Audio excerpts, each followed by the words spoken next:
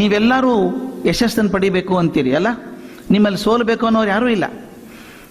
Report ನೋಡಿದಾಗ CET rank ಹಿಂಗೆ ಬಂತು, IIT JEE ಒಳಗೆ ಹಿಂಗೆ ಬಂತು, ಸ್ಪೋರ್ಟ್ಸ್ನಾಗ ಹಿಂಗೆ ಬಂತು, ಓಟದಾಗ ಹಿಂಗೆ ಬಂತು, ಜಾನಪದ ನೃತ್ಯದಾಗ ಪ್ರೈಸ್ ಬಂತು ಅಂತ ಓದುವಾಗ ನಾನು ಆಗಲೇ ಜೋಶಿ ಅವ್ರು ಹೇಳ್ತಿದ್ದೆ. ಅವ್ರು ಹೇಳಿದ್ರು, ನಮ್ಮ ಹುಡುಗರಿಗೆ ಬರೀ ಈಗ ಅಭ್ಯಾಸದಾಗಲ್ರಿ ಸರ್, ಎಲ್ಲಾದ್ರಾಗೂ ಮುಂದೆ ಹೋಗ್ಯಾರ ಅಂತ ಹೇಳ್ತಿದ್ರು. ನಾ ಹೇಳಿದೆ, ಇದು it is like a fragrance. Fragrance is multi directional. ಮೂಲೆಯೊಳಗೆ ಉದಿನ ಕಡ್ಡಿ ಹಚ್ಚಿಟ್ರೆ ಈ ಮೂಲೆಯಾಗಿ ಇರಂಗಿಲ್ಲ, ಅದು ಎಲ್ಲ ಕಡೆ ಹಬ್ಬುತ್ತದೆ. ಹಂಗೆ ಟ್ಯಾಲೆಂಟ್ ಅನ್ನೋದು ಬೆಳೀತಂದ್ರೆ it can go in every direction, spread itself. ಅದಾಗ್ತಿರೋದು. ಯಶಸ್ಸು ಅನ್ನೋದು ಯಾವುದೇ ಒಂದು ವಿಭಾಗಕ್ಕೆ ಸಂಬಂಧಪಟ್ಟದ್ದಲ್ಲ. ನಿಮ್ಮಲ್ಲಿ ಯಾರೇ ಸೋಲ್ಬೇಕು ಅಂತ ಅಪೇಕ್ಷೆ ಮಾಡ್ಕೊಂಡು ಬಂದಿರನಿಲ್ಲೇ, ನಮಗೇನು ಯಶಸ್ಸು ಬ್ಯಾಡ್ರಿ ಸರ್, ನಾವು ಇಲ್ಲೇ ಇರ್ತೀವಿ, ಇನ್ನು 10 ವರ್ಷ ಆದ್ರೂ PUC ಓದ್ಕೊಂಡಿರ್ತೀವಿ ಅಂತ ಯಾರೂ ಅನ್ನಂಗಿಲ್ಲ. ಆದ್ರೆ ಒಂದು ನನಗೆ ಚಿಂತೆ ಆಗೋದು, ನಿಮ್ಮಂಥ ಯಂಗ್ಸ್ಟರ್ಸ್ ಅನ್ನು ನೋಡಿದಾಗ, I have travelled enough in the world, enough, tired of travelling. I see everywhere, every young boy or a girl says, I want to be successful in life. University of Washington ಅಂತದ ಸಿಯಾಟ್ಲ್ ಒಳಗೆ ನಾನು 10 ವರ್ಷದಿಂದ ಪಾಠ ಮಾಡ್ತೀನಿ, ಪ್ರತಿ ವರ್ಷ ಹೋಗಿ ಅಲ್ಲಿ ಹುಡುಗರು ಹುಡುಗಿಯರು ಅವ್ರ ಕನಸಿನಾಗ ಏನದ ಯಶಸ್ಸು ಆಗ್ಬೇಕಂದ್ರೆ ನಾನು ಕ್ರಿಯೇಟಿವಿಟಿ ಪಾಠ ಮಾಡ್ತೀನಿ. ಮಾಡಿದಾಗ ಒಬ್ಬ ಹುಡುಗಿ ಕೇಳಿದ, sir what is success, what is success? ಯಶಸ್ಸು ಅಂದ್ರೆ ಏನು? ಯಶಸ್ಸು ಆದವ್ರನ್ನ ತೋರಿಸ್ಬೋದು, ಯಶಸ್ಸಾಗಿದ್ದಾರೆ ನೋಡ್ರಿ ಅಂತ. ಆದರೆ ಯಶಸ್ಸು ಅಂತ ಡಿಫೈನ್ ಮಾಡೋದು ಕಷ್ಟದ. ಅದಕ್ಕೆ ನಾನು ಒಂದು ಸೀರೀಸ್ ಆಫ್ ಲೆಕ್ಚರ್ಸ್ ಮಾಡಿದ್ದೆ ಅಲ್ಲಿ US-ನಾಗ, ವಾಟ್ ಈಸ್ ಸಕ್ಸಸ್ ಅಂತ. ಅದ್ರ ಬಗ್ಗೆ ಸ್ವಲ್ಪ ಹೇಳಲಿಕ್ಕೆ ಇಷ್ಟಪಡ್ತೀನಿ ನಿಮಗೆ. ನೀವು ಯಶಸ್ಸು ಪಡ್ಬೇಕನ್ನೋರೆಲ್ಲರೂ ಯಶಸ್ಸು ಅಂದ್ರೆ ಏನು? ಹಂಗಂದ್ರೆ ಕೆಲವ್ರು ಅನ್ಕೋತಾರೆ ಯಶಸ್ಸು ಅಂದ್ರೆ ಬಹಳಷ್ಟು ರೊಕ್ಕ ಬರಬೇಕು, ಬಹಳ ದುಡ್ಡು ಗಳಿಸ್ಬೇಕು. ಎಷ್ಟು ಗಳಿಸ್ಬೇಕು ಅಂತ ನನಗಿಂತ ಶ್ರೀಮಂತ ಜಗತ್ತಿನ ಯಾರೂ ಇರಬಾರ್ದು. ಬಹಳ ಮಂದಿ ಪ್ರಯತ್ನ ಮಾಡ್ಯಾರ ರೊಕ್ಕ ಗಳಿಸ್ಬೇಕು ಅಂತ. Many people in the world think that money is success. ನಾವೇನಂಗಿಲ್ಲ, 10 ವರ್ಷ ನೋಡ್ರಿ ಸೈಕಲ್ ಇದ್ದಿದ್ದಿಲ್ಲ ಅವಾಗ. ಇವತ್ತು ನೋಡ್ರಿ ಏನು ಏರ್ಪ್ಲೇನಾಗ ಅಡ್ಡಾಡ್ತಾನ, ಹೆಲಿಕಾಪ್ಟರ್ ಇಟ್ಕೊಂಡಾನ, ಮನಿ ಕಟ್ಸಾನ, ಕಾರ್ ಏನು ಭಾರಿ ಇದ್ದಾನವ. Don't we call him a successful man? We call him a successful man. ನಾನು ಆ ಸಿಯಾಟ್ಲ್ ಹುಡುಗರಿಗೆ ಕೇಳಿದೆ, ವಾಷಿಂಗ್ಟನ್ ಯೂನಿವರ್ಸಿಟಿ ಹುಡುಗರಿಗೆ, I will ask you also a question. Who was the richest man in the year 2000? ಬಹಳ ಹಿಂದಿನ ಕತಿ ಬೇಡ, 16 ವರ್ಷದಿಂದ who was the richest man in the world? ಪ್ರಪಂಚದ ಅತ್ಯಂತ ಶ್ರೀಮಂತ ವ್ಯಕ್ತಿ ಯಾರಾಗಿದ್ರು? ಆ ಹುಡುಗರು ಹೇಳಿದೆ, ಕೆಲವು ಹೆಸರು ತೆಗೆದು ಬಿಡ್ತೀನಿ, ಕನ್ಫ್ಯೂಸ್ ಆಗೋದು ಬೇಡ ಅಂತ ಹೇಳಿ. ಬಿಲ್ ಗೇಟ್ಸ್ ಅಲ್ಲ, ವಾರೆನ್ ಬಫೆ ಅಲ್ಲ, ಪಾಪ ನಮ್ಮ ಟಾಟಾ ಬಿರ್ಲಾಗಳು ಯಾವತ್ತೂ 100ರಾಗೂ ಇರಲಿಲ್ಲವು. ಯಾರಿದ್ರು ನಂಬರ್ 1 ಹಾಗಾದ್ರೆ? ಹುಡುಗರು ತಲೆ ಕೆರ್ಕೊಂಡ್ರು, ಏನೇನು ಹೆಸರು ಹೇಳಿದ್ರು, ಅಲ್ಲ ಅಂತಾತು. ಯೂಶುವಲ್ ಸ್ಟೈಲ್ ಅದಲ್ಲ ಹುಡುಗರದು, ವಿ ಡೋಂಟ್ ನೋ ಅಂದ್ರು. Either don't worry, I also do not know, who bothers. ಅತ್ಯಂತ ಪ್ರಪಂಚದ ಶ್ರೀಮಂತ ವ್ಯಕ್ತಿ ತಗೊಂಡು ನನಗೇನು ಮಾಡೋದು? ಅದು ತಗೊಂಡು ಪ್ರತಿ ವರ್ಷ ನಂಬರ್ ಚೇಂಜ್ ಆಗ್ತಾವು, ಲಾಟ್ರಿ ನಂಬರ್ ಇದ್ದಂಗೆ. ಈ ವರ್ಷ ಇವ ಫಸ್ಟು, ಅವ ಫಸ್ಟು, ಯಾರು ನೆನಪಿಡ್ತಾರೆ? ಅಂದ್ರೆ 16 ವರ್ಷದ ಹಿಂದೆ ಪ್ರಪಂಚದ ಅತ್ಯಂತ ಶ್ರೀಮಂತ ವ್ಯಕ್ತಿ ಯಾರಾಗಿದ್ರು ಅಂತ ಯಾರೂ ಲೆಕ್ಕ ಇಟ್ಟಿಲ್ಲ. ಅಂದ್ರೆ ಅದು ಯಶಸ್ಸಲ್ಲ ನನ್ನ ಪ್ರಕಾರ. ಯಶಸ್ಸು ಅಂದ್ರೆ ಹಿಂಗೆ ಬಂದು ಹಂಗೆ ಹೋಗುವಂಥ ಗಾಳಿ ಅಲ್ಲದು. It should remain there for some time, it should make you stable. ಆದ್ರಿಂದ ಹಣ ಅನ್ನೋದು ಯಶಸ್ಸಲ್ಲ. ನಾ ಯಶಸ್ಸಲ್ಲ ಯಾವುದು ಹೇಳಿಕತ್ತೀನಿ ಮೊದಲು. Money is not success. Have you not seen people who earned millions and millions fell back into the dust by a stupid act? ಬೇಕಾಷ್ಟು ಮಂದಿ ನೋಡಿವಲ್ಲ, ಕೋಟಿಗಟ್ಟಲೆ ಕಟ್ಟು ಜೈಲಿಗೆ ಹೋದವ್ರು ನೋಡಿಲ್ಲ? ಕೋಟಿಗೆ ಏನು ಬೆಲೆ ಉಳಿತಲ್ಲಿ? ಮತ್ತೆ ಅಲ್ಲಿ ತಿನ್ನು ಜೈಲಿನ ಊಟನೇ. ಹೊರಗಡೆ 10,000 ಕೋಟಿದು ಮನೆ ಜೈಲಿನಾಗ ಅದೇ ರೊಟ್ಟಿ ತಿನ್ಬೇಕು, ಕಟಕ್ ರೊಟ್ಟಿ. ಈ ಹಣೆ ಬಾರದು. ಆದ್ರಿಂದ money is not success. Some people think power is success. ಅಧಿಕಾರಿ ಇರ್ಬೇಕ್ರಿ, ಇದ್ರೆ ಅಧಿಕಾರಿ ಇರ್ಬೇಕು ನೋಡಿ, ರಾಷ್ಟ್ರಪತಿ ಆಗ್ಬೇಕು, ಭಾರತದ ಪ್ರಧಾನಮಂತ್ರಿ ಆಗ್ಬೇಕು. ಪ್ರಧಾನಮಂತ್ರಿ ಆಗೋದು ಯಶಸ್ಸು ಹೌದು ಅಲ್ಲೋ? ಇಡೀ ಭಾರತ ದೇಶ 125 ಕೋಟಿ ಜನಸಂಖ್ಯೆಗೆ ಒಬ್ಬನೇ ಒಬ್ಬ ಪ್ರೈಮ್ ಮಿನಿಸ್ಟರ್. ಸಾಧನೆ ಅದು, ದೊಡ್ಡ ಅಧಿಕಾರ. ನಾನು ಅನ್ಕೊಂಡಿದ್ದೆ ಅಧಿಕಾರ ಯಶಸ್ಸು ಹೌದು ಅಂತ ಅನ್ಕೊಂಡಿದ್ದೆ. ಇತ್ತೀಚೆಗೆ ಭ್ರಮನಿರಸನ ಆಯ್ತು ನನಗೆ. ರಾಜ್ಕೋಟ್ ಅಂತ ಒಂದು ಜಾಗ ಅದ ಗುಜರಾತ್ನಾಗ. ಅಲ್ಲಿ ಹೋಗಿ ನಾನು ಪ್ರಿನ್ಸಿಪಾಲ್ಸ್ ಟ್ರೈನಿಂಗ್ ಮಾಡ್ತಿದ್ದೆ. ಒಂದು 50 ಜನ ಪ್ರಿನ್ಸಿಪಾಲ್ಸ್ ಇದ್ರು ನನ್ನ ಕಡೆಗೆ. ಪ್ರಿನ್ಸಿಪಾಲ್ಗಂತ ದೊಡ್ಡ ಪ್ರಶ್ನೆ ಕೇಳಬಾರದು, ಭಾಷಣ ಇರ್ತಾರೆ ಸಾಮಾನ್ಯವಾಗಿ ಪ್ರಿನ್ಸಿಪಾಲ್ರು. ನಾವೇನು ಮಾಡೋದು, ದೊಡ್ಡ ಪ್ರಶ್ನೆ ಕೇಳಬಾರ್ದು ಅಂಥೇಳಿ ಆದರೂ ಕೇಳಿಬಿಟ್ಟೆ ದೊಡ್ಡ ಪ್ರಶ್ನೆ. ಏನು ಹೇಳಿದೆ ಅವ್ರಿಗೆ ಅಂದರೆ, ಪೇಪರು ಪೆನ್ಸಿಲ್ ಅದ ನಿಮ್ಮ ಕಡೆ ಹೆಂಗಿದ್ರು, ನಿಮಗೆ 2 ಮಿನಿಟ್ ಟೈಮ್ ಕೊಡ್ತೀನಿ, ದಯವಿಟ್ಟು ಭಾರತದ ಎಲ್ಲ ಪ್ರಧಾನಮಂತ್ರಿಗಳ ಹೆಸರು ಬರೀರಿ ಎಂದೆ. Right the names of all the prime ministers of India ಅಂತ. ಪುಣ್ಯಕ್ಕೆ ನಮ್ಮಂಗೆ ಅಮೇರಿಕಾದಂಗೆ 44 ಬಂದು 45ನೇದು ಬಂದದ. ಈಗ ಪ್ರೆಸಿಡೆಂಟು ಟ್ರಂಪ್ 45ನೇದು. ನಮ್ಮ ಭಾರತದಾಗ ಅಷ್ಟಿಲ್ಲ, 15 ಮಂದಿ. ನಮ್ಮ ಮೋದಿಯವರು 15ನೇದವ್ರು. ಎಲ್ಲರದ್ದು ಹೆಸರು ಬರೀರಿ ಎಂದೆ. ಮಜಾ ಗೊತ್ತದೆ. 2 ಮಿನಿಟ್ ಆದ್ಮೇಲೆ ನೋಡಿದ್ರೆ 50 ಮಂದಿಯೊಳಗೆ 39 ಮಂದಿ ಎಲ್ಲರದು ಹೆಸರು ಬರೆದಿದ್ದಿಲ್ಲ, ಮರ್ತೇ ಬಿಟ್ಟಿದ್ರು ಕೆಲವ್ರದ್ದು. ಇದಾಗ್ತದೆ. ನಾನು ಉತ್ತರ ಭಾರತದಾಗ ಹೋಗಿ ಯಾರಿಗಾರ ಟೀಚರ್ಸಿಗೆ ಎಲ್ಲ ಪ್ರಧಾನಮಂತ್ರಿ ಹೆಸರು ಬರೀರಿ ಅಂದರೆ ದಕ್ಷಿಣದಿಂದ ಹೋದವ್ರ ಹೆಸರು ಮರೀತಾರೆ. ಅವ್ರು ದೇವೇಗೌಡರ ಹೆಸರು ಮರೀತಾರೆ, PV ನರಸಿಂಹರಾವ್ ಹೆಸರು ಬರೀತಾರೆ. ನಮ್ಮ ದಕ್ಷಿಣದವ್ರು ಕೇಳಿದಾಗ ಆ ಕಡೆ ಚೌಧರಿ ಚರಣ್ ಸಿಂಗ್ ಹೆಸರು ಮರ್ತು ಹೋಗ್ತದೆ, IK ಗುಜರಾಲ್ ಹೆಸರು ಮರ್ತು ಹೋಗ್ತದೆ. ಮೊನ್ನೆ ಒಬ್ಬ ಕಾಲೇಜ್ ಪ್ರೊಫೆಸರು, ಹೌದಲ್ರಿ ಸರ್ ಚಂದ್ರಶೇಖರ್ ಅವರು ಪ್ರೈಮ್ ಮಿನಿಸ್ಟರ್ ಆಗಿದ್ರಲ್ರಿ, ಆಗಿದ್ರು ಅಂತ ಆಗಿದ್ರು. ಅಂದ್ರೆ ಇರೋ 15 ಮಂದಿ ನೆನಪಿಲ್ಲ ನಮಗೆ. ಇದು ಮಜಾ ನೋಡ್ರಿ ಹೆಂಗದ. ಒಂದು ದೇಶಕ್ಕೆ ಪ್ರಧಾನಮಂತ್ರಿ ಎಷ್ಟಿರ್ತಾರೆ ಒಂದು ಕಾಲಕ್ಕೆ? ಒಬ್ಬನೇ. ಅವ್ರ ಹೆಸರು ನೆನಪಿಲ್ಲ ನಮಗಿನ್ನ. ಅಂದ್ರೆ ಪ್ರಧಾನಮಂತ್ರಿ ಹುದ್ದೆ ಎಂದು ಹೆಸರು ನೆನಪಿಡುದಿಲ್ಲ ನಿಮ್ಮನ್ನ. ಪ್ರಧಾನಮಂತ್ರಿ ಆದಾಗ ಏನು ಮಾಡಿದ್ರಿ ಅನ್ನೋದ್ರ ಮೇಲೆ ನೆನಪಿಡ್ತಾರೆ. Some people accidentally become prime ministers, some people by their effort become prime ministers. Those who became by effort and contributed to the country's glory are remembered, others who also occupied the position are forgotten. Therefore, ನನ್ನ theory ಏನಪ್ಪಾ ಅಂದ್ರೆ ಅಧಿಕಾರ ಯಶಸ್ಸಲ್ಲ, ದುಡ್ಡು ಯಶಸ್ಸಲ್ಲ, ಅಧಿಕಾರ ಯಶಸ್ಸಲ್ಲ. ಯಾಕಂದ್ರೆ ಅಧಿಕಾರ ಬಂದದ್ದು ಎಷ್ಟೋ ಮಂದಿ ಹೆಸರೇ ನೆನಪಿರಲ್ಲ, ತಗೊಂಡು ಏನ್ ಮಾಡ್ತೀರಿ, ಯಶಸ್ಸು ಬರ್ತದದು. ಇನ್ನು ಕೆಲವರು ಅಂತಾರ ಇದ್ರೆ ಇರ್ಬೇಕು ನೋಡ್ರಿ 6 ಫೂಟ್ 7 ಇಂಚ್ ಎತ್ತರ ಇರ್ಬೇಕು, 4 ಫೂಟ್ ಅಗಲ ಇರ್ಬೇಕು, ರಸ್ತೆದಾಗ ಹೋದ್ರೆ ಬುಲ್ಡೋಸರ್ ಹೋದಂಗೆ ಹೋಗ್ತಿರ್ಬೇಕು, ಎಲ್ಲಾರು ಕಂಡು ಹೆದರ್ಬೇಕು. ಕೆಲವರು ಇರ್ತಾರ ಹಂಗ. They think physical power is everything, I can conquer the world by power ಅನ್ನೋರು ಬಹಳ ಮಂದಿ ಇದ್ರು. Alexander the Great thought so, Mussolini thought so, Napoleon Bonaparte thought so, Hitler thought so, Osama bin Laden thought so. We can conquer the world by power, but please believe none of them became successful. None of them became successful. Nobody could conquer the whole world. ಯಾರಿಗೂ ಆಗಲಿಲ್ಲ. ಶಗಸ್ತನ ಶಕ್ತಿಯಿಂದ ಗೆಲ್ತೇನೆ ಅಂತ ಹೋದವರು. ನಾವು 60ನೇ ದಶಕದಾಗ ಹುಡುಗರಾಗಿದ್ದವ್ರು, college ಹುಡುಗರಾಗಿದ್ದವರಿಗೆ ನೀವೆಲ್ಲ ಕೇಳಿದಿರಿ Muhammad Ali ಅಂತ, boxer ಕೇಳಿದಿರ್ತಾನೆ. Heavyweight boxing champion, the greatest boxer ever ಅಂತ ಹೆಸರು. ನಾವೆಲ್ಲ ಹುಡುಗರಾಗಿದ್ದಾಗ ಅಮೆರಿಕಾದಾಗಂತೂ ಹುಡುಗರಿಗೆಲ್ಲ ಆರಾಧ್ಯ ದೈವ ಅವನು, demigod for all the young people. ಎಲ್ಲ ಕಡೆ ಅಮೆರಿಕಾದ ಪೋಸ್ಟರ್ಸ್, ದೊಡ್ಡ ದೊಡ್ಡ ಪೋಸ್ಟರ್ ಇರ್ಬೇಕು ಅವನು. ಹೆಂಗ್ ಪೋಸ್ಟರ್, ಒಂದು ಪೋಸ್ಟರ್ ನೋಡಿರಿ ಅವ್ನು ನೀವು, ಬಾಕ್ಸಿಂಗ್ ಗ್ಲೌಸ್ ಹಾಕೊಂಡು ಹಿಂಗೆ ಕೆಟ್ಟ ಗಂಡ್ಲಿ ಹಿಂಗೆ ನೋಡ್ಕೋತ ತೆಳಗೊಂದು ಸ್ಟೇಟ್ಮೆಂಟ್ ಇರೋದು ಯಾವಾಗಲೂ, I will conquer the world by power. ಎಲ್ಲ ಕಡೆ ಸ್ಟೇಟ್ಮೆಂಟ್, ಐ ವಿಲ್ ಕಾಂಕರ್, ಜಗತ್ತನ್ನ ಶಕ್ತಿಯಿಂದ ಗೆದ್ದು ಬಿಡ್ತೇನೆ ಅಂತ ಮೊಹಮ್ಮದ್ ಅಲಿ ಪೋಸ್ಟರ್ ಎಲ್ಲ ಕಡೆ ಇರೋದು. ಎಲ್ಲ ಹುಡುಗರು ಆಗಿನ ಕಾಲ ತರುಣಿಯರ ಮನೆಯಾಗೆಲ್ಲ ಫೋಟೋ ಇರೋದು ಮೊಹಮ್ಮದ್ ಅಲಿದೆ, ಗ್ರೇಟೆಸ್ಟ್ ಚಾಂಪಿಯನ್. ನಾನು ಸಾಕಷ್ಟು ಸಲ ಪ್ರತಿ ವರ್ಷ ಅಮೆರಿಕಕ್ಕೆ ಹೋಗ್ತೀನಿ ಪಾಠ ಮಾಡಲಿಕ್ಕೆ ಅಂತ ಹೇಳಿದ್ನಲ್ಲ. 3 ವರ್ಷ ತೆಳಗೆ ಶಿಕಾಗೋದಾಗಿದ್ದೆ. ಶಿಕಾಗೋದಾಗಿದ್ದಾಗ ಒಂದು ಸಣ್ಣ ಕಾರ್ಯಕ್ರಮದಾಗ ಒಂದು ಪ್ರಮೋಷನ್ ಪ್ರೋಗ್ರಾಮು, ಮೊಹಮ್ಮದ್ ಅಲಿ ಬಂದಿದ್ರು. I seen him 4-5 times earlier. ಆ ಕಾರ್ಯಕ್ಕೆ ಮೊಹಮ್ಮದ್ ಅಲಿ ಬಂದ, 72-73 ಇಯರ್ಸ್. ಅವ್ರು ಏನು ಮಾಡಬೇಕಾಗಿತ್ತು ಕಾರ್ಯಕ್ರಮದಾಗ, ಒಂದು ಪೌಂಟಣಿಗೆ ಹತ್ತಿ ಮೇಲೆ ಹೋಗಿ ಅಲ್ಲಿ ಬಂದಂತ ಹೊರಗೊಂದು ಏನೋ ಗಿಫ್ಟ್ ಕೊಡಬೇಕು. Is an ambassador for A product ಕೊಡಬೇಕು. ನಿಮ್ಗೆ ಆಶ್ಚರ್ಯ ಆಗ್ತದೆ ಸ್ನೇಹಿತರು, ಹೇಳಿದ್ರೆ ಆ ಮನುಷ್ಯಾಗ ಒಂದು ಪೌಂಟಣಿಗೆ ಹತ್ತಿ ಮೇಲೆ ಹೋಗ್ಲಿಕ್ಕೆ ಆಗಲಿಲ್ಲ. He was suffering from Parkinson disease. ಇಡೀ ದೇಹ ನಡುಗ್ತಿತ್ತು, ಕೈ ನಡುಗ್ತಿತ್ತು, ಕುತ್ತಿಗೆ ನಡುಗ್ತಿತ್ತು. ಒಂದು ಕಪ್ ಕಾಫಿ ಕುಡಿಬೇಕು ಅಂತಂದ್ರೆ ಒಬ್ರು ಗದ್ದ ಹಿಡ್ಕೋಬೇಕು, ಒಬ್ರು ಕಾಫಿ ಕಪ್ ಹಿಡ್ಕೋಬೇಕು. I felt bad, I felt really bad. The man who conquered the whole earth with power, I will conquer the world by power ಅಂದಂಥ ಮನುಷ್ಯ ಇವತ್ತದ ಕಪ್ ಚಹಾ ಕುಡಿಲಿಕ್ಕೆ ಆಗೋಲ್ತಾವ. I felt sad. ತಕ್ಷಣ ಅನ್ನಿಸ್ತು, ಏನು ಹೇಳಿದ್ದವ 65ನೇ ಇಸ್ವಿಯೊಳಗೆ, I will conquer the world by power ಅಂದ. ಎಲ್ಲದ ಪವರ್ ಇವತ್ತ ಮೌಟಣಿಗೆ ಹತ್ಲಿಕ್ಕೆ ಆಗೋಲ್ತು. ಅಂದ್ರೆ ಇದು ಶಾಶ್ವತ ಅಲ್ಲ.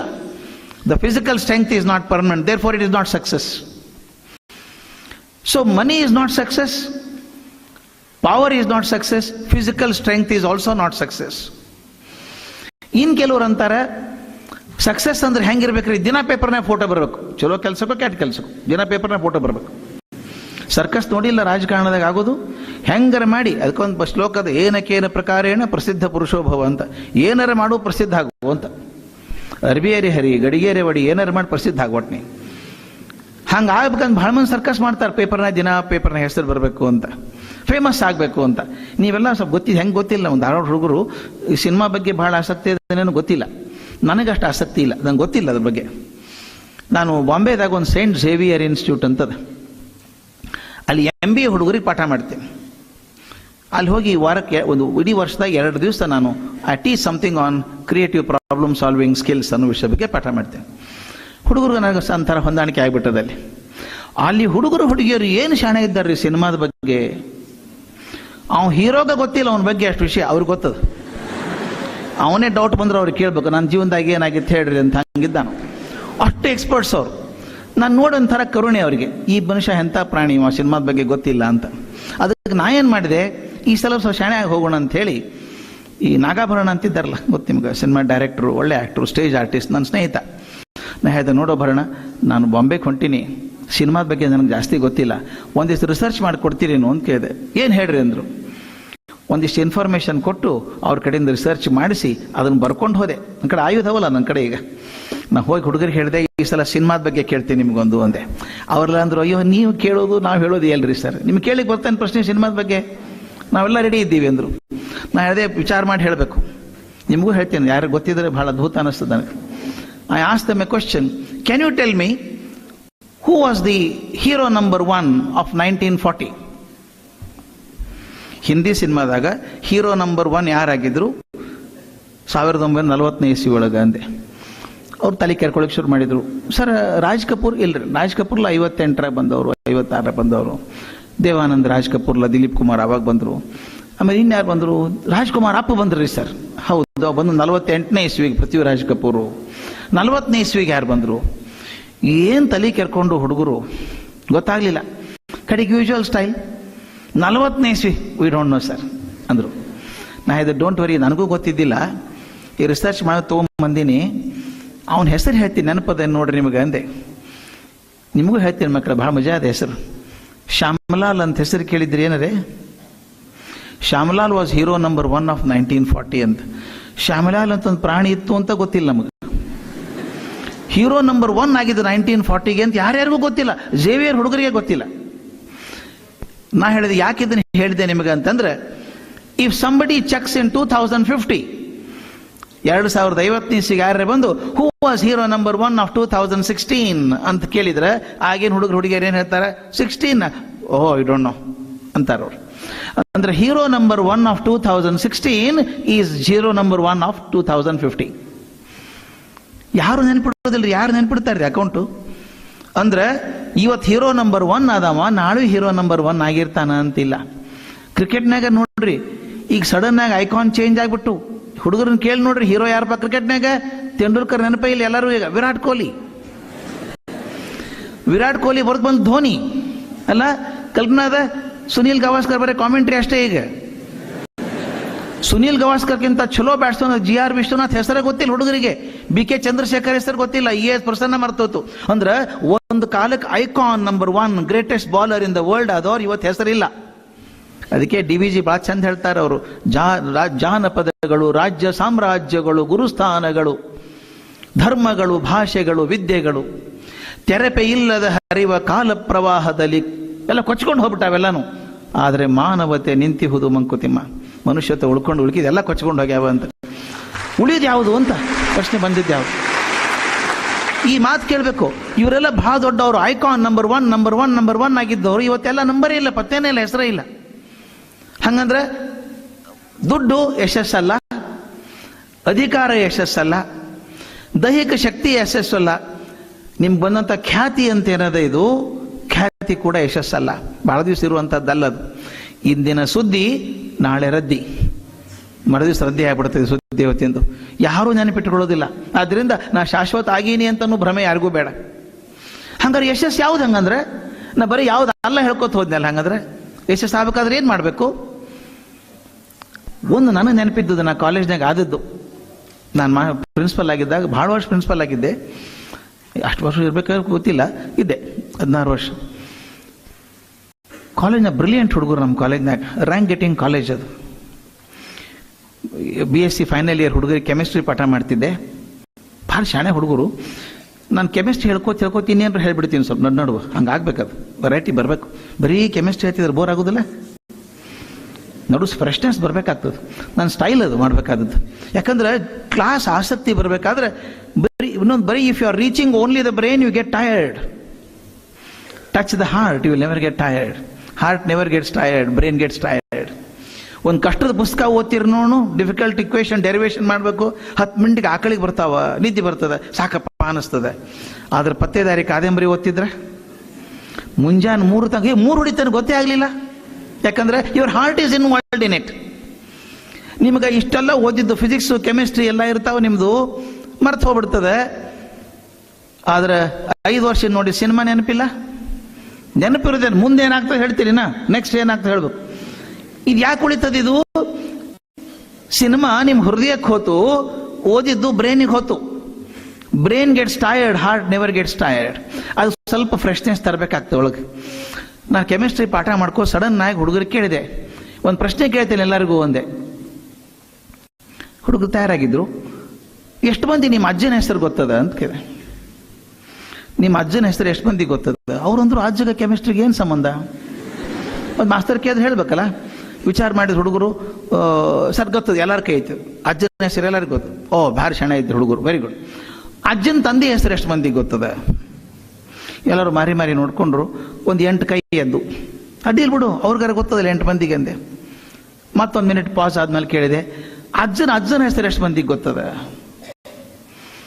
ಕೈ ಕಡೆ ನೋಡಿದ್ ಯಾರು ಕೈ ಎತ್ತಲಿಲ್ಲ. ನಂದು ಏನು ವಿಚಿತ್ರ ಅಲ್ಲ, ನಿಮ್ಮ ಅಜ್ಜನ ಹೆಸರೇ ಗೊತ್ತಿಲ್ಲ ನಿಮ್ಗೆ, ಯಾಕ ಅಂತ ಕೇಳಿದೆ. ಒಬ್ಬ ಹುಡುಗಿ ಎದ್ದಿ ಅಂತ ಹೇಳಿದ್ಲು, ಒರಟಾಗಿ ಹೇಳಿದ್ಲು, ಸತ್ಯ ಐತೇನೋ, ಏನು ಪ್ರಯೋಜನ ಬಿಡ್ರಿ ಸರ್ ಅಂದ್ಲು. ನಂದು ಅಲ್ಲವ ತಾಯಿ, ನನ್ನ ಅಜ್ಜನ ಹೆಸರು ಕೇಳಕತ್ತಿಲ್ಲ, ನಿಮ್ಮ ಅಜ್ಜನ ಹೆಸರು ಏನು ಪ್ರಯೋಜನ ಅಂತೀಯಲ್ಲ ಅಂದೆ. ಹೌದ್ರಿ ಸರ್, ಏನು ದೊಡ್ಡ ಸಾಧನೆ ಮಾಡಿದಾರೆ ನೆನ್ಪಿಡ್ಬೇಕು ಸರ್ ಅಂದ್ಲು. ಆಕೆ ಸಿಟ್ಟು ನೋಡಿ ಹೋಗಿ ಬಿಡುವ ತಾಯಿ, ಸುಮ್ ಕೊಡು ಅಂತ ಹೇಳಿ ಎಷ್ಟು ಕಂಡಪಡಿಸಿಟ್ಲು ಅಜ್ಜನ ಮೇಲೆ ಆಕಿ. ಅದೇ ಸುಮ್ ಕೊಡುವ. ಇನ್ನು ಉಳ್ಕಿದವ್ರು ಹೇಳಿದೆ, ಇನ್ನೊಂದಿಷ್ಟು ಹೆಸರು ಹೇಳ್ಕೊತ ಹೋಗ್ತೇನೆ ನಾನು ನಿಮಗೆ, ಕೆಲವು ಹೆಸರು ಹೇಳ್ಕೋತ ಹೋಗ್ತೀನಿ, ಗೊತ್ತಿದ್ರೆ ಕೈ ಎತ್ತಿರಿ, ಗೊತ್ತಿಲ್ಲ ಏನು ತ್ರಾಸಿಲ್ಲ ಅಂತ ಹೇಳಿದೆ. ಎಲ್ಲರೂ ಕುರ್ಚಿ ತುದಿ ಕೂತಿದ್ರು. ಏನು ಮಾಸ್ತರ್ ಕೇಳ್ತಾರ? ನಾ ಹೇಳಿದೆ, ನೋಡ್ರಿ ಕೆಲವು ಹೆಸರು ನೋಡ್ತೀನಿ, ನೆನಪದ್ರೆ ಹೇಳ್ರಿ. ರಾಮ ಗೊತ್ತಾ ನಿಮಗೆ? ಅಯೋಧ್ಯ ರಾಮ ಎಲ್ಲರೂ ಗೊತ್ತು ಅಂತ ಕೈ ಎತ್ತಿದ್ರು. Very good. ಕೃಷ್ಣ, ಆ ಕೃಷ್ಣ ಎಲ್ಲರಿಗೂ ಗೊತ್ತಿತ್ತು, ಕೃಷ್ಣ ಗೊತ್ತು. Buddha, yes. Mahavira, yes. Jesus Christ, yes. Ramakrishna, yes. Vivekananda, yes. Basavanna, yes. ಎಲ್ಲರೂ ಒಂದು ಎಸ್ ಅನ್ನೋರೆ. ನಾನು ತ್ರಾಸ ಆತ್ ನೋಡ್ರಿ ಈಗ ಅಂತ ಹೇಳಿದ್ದೆ. ಇಷ್ಟು ಮಂದಿ ಹೆಸರು ಹೇಳಿದ್ನಲ್ಲ, ರಾಮ ನಡ್ಕೊಂಡು ಬಸವಣ್ಣ ಅವ್ರ ತನಕ ಹೆಸರು ಹೇಳಿದೆ, ಎಲ್ಲರಿಗೂ ಪರಿಚಯ ಅದ. ನಾ ಇವ್ರು ಯಾರು ಮೊಮ್ಮಗನೂ ಅಲ್ಲ.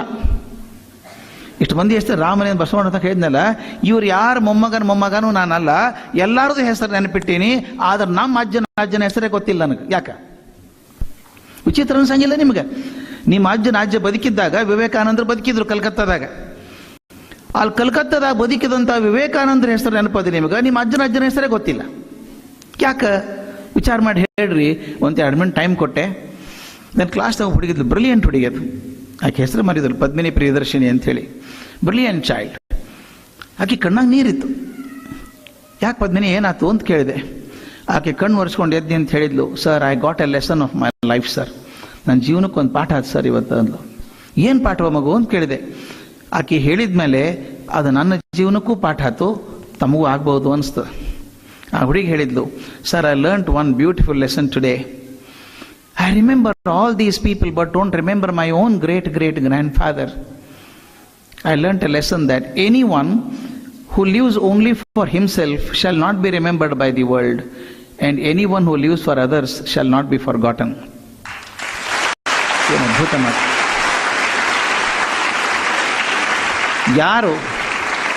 ಯಾರು ಪರಿ ತನಗೋಸ್ಕರ ಬದುಕ್ತಾನೋ ಅವನ ಪ್ರಪಂಚ ನಿರ್ದಾಕ್ಷಿಣ್ಯವಾಗಿ ಮರೆತು ಬಿಡ್ತದೆ. ಯಾರು ಮತ್ತೊಬ್ಬರಿಗೋಸ್ಕರ ಬದುಕ್ತಾರೋ ಪ್ರಪಂಚ ಯಾವತ್ತೂ ಮರೆಯುವುದಿಲ್ಲ. ಬರೀ ನನಗೋಸ್ಕರ ಬದುಕಿದ್ರೆ ಮೃತ್ಯುವಿನ ಕಡೆ ಹೋಗ್ತೀನಿ, ಮತ್ತೊಬ್ಬರಿಗೋಸ್ಕರ ಏನಾದರೂ ಕೆಲಸ ಮಾಡಿದ್ರೆ ಅಮೃತತ್ವದ ಕಡೆ ಹೋಗ್ತೀನಿ ನಾನು. ಆದ್ದರಿಂದ ಅಮೃತತ್ವ ಬರಬೇಕಾದ್ರೆ ಮತ್ತೊಬ್ಬರಿಗೋಸ್ಕರ ಸ್ವಲ್ಪ ಕೆಲಸ ಮಾಡಬೇಕು. ಬಸವಣ್ಣವ್ರ ಬ್ಯಾಂಕ್ ಬ್ಯಾಲೆನ್ಸ್ ಎಷ್ಟಿತ್ತು?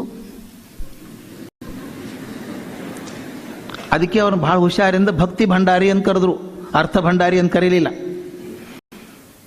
ಅವ್ರು ಡಿಪಾಸಿಟ್ ಮಾಡಿದ್ರೆ ನಮ್ಮ ಹೃದಯದ ಡಿಪಾಸಿಟ್ ಮಾಡಿದ್ದು. ಎಂದಿನ 12ನೇ ಶತಮಾನದ ಮನುಷ್ಯ ರೀ, 900 ವರ್ಷದಲ್ಲಿ ನೆನೆಸ್ಕೋತೀವಿ. ಕನ್ನಡ ಬರೆಯೋರು ವಿಚಾರ ಮಾಡಬೇಕು. ಒದ್ದಾಡ್ತೀವಿ, ಒಂದು ಸಾಲು ಬರಿಬೇಕಾದ್ರೆ ಶಬ್ದ ಸಿಗುದಿಲ್ಲ ಅಂತ ಒದ್ದಾಡ್ತೀವಿ. ಆ ಮನುಷ್ಯ ಬರೆದದ್ದು ಕಳಬೇಡ, ಕೊಲಬೇಡ, ಹೊಸಿಯ ನುಡಿಯಲು ಬೇಡ, ಒತ್ತಕ್ಷರ ಕೂಡ ಇಲ್ಲಲ್ರಿ ಅದ್ರೊಳಗೆ.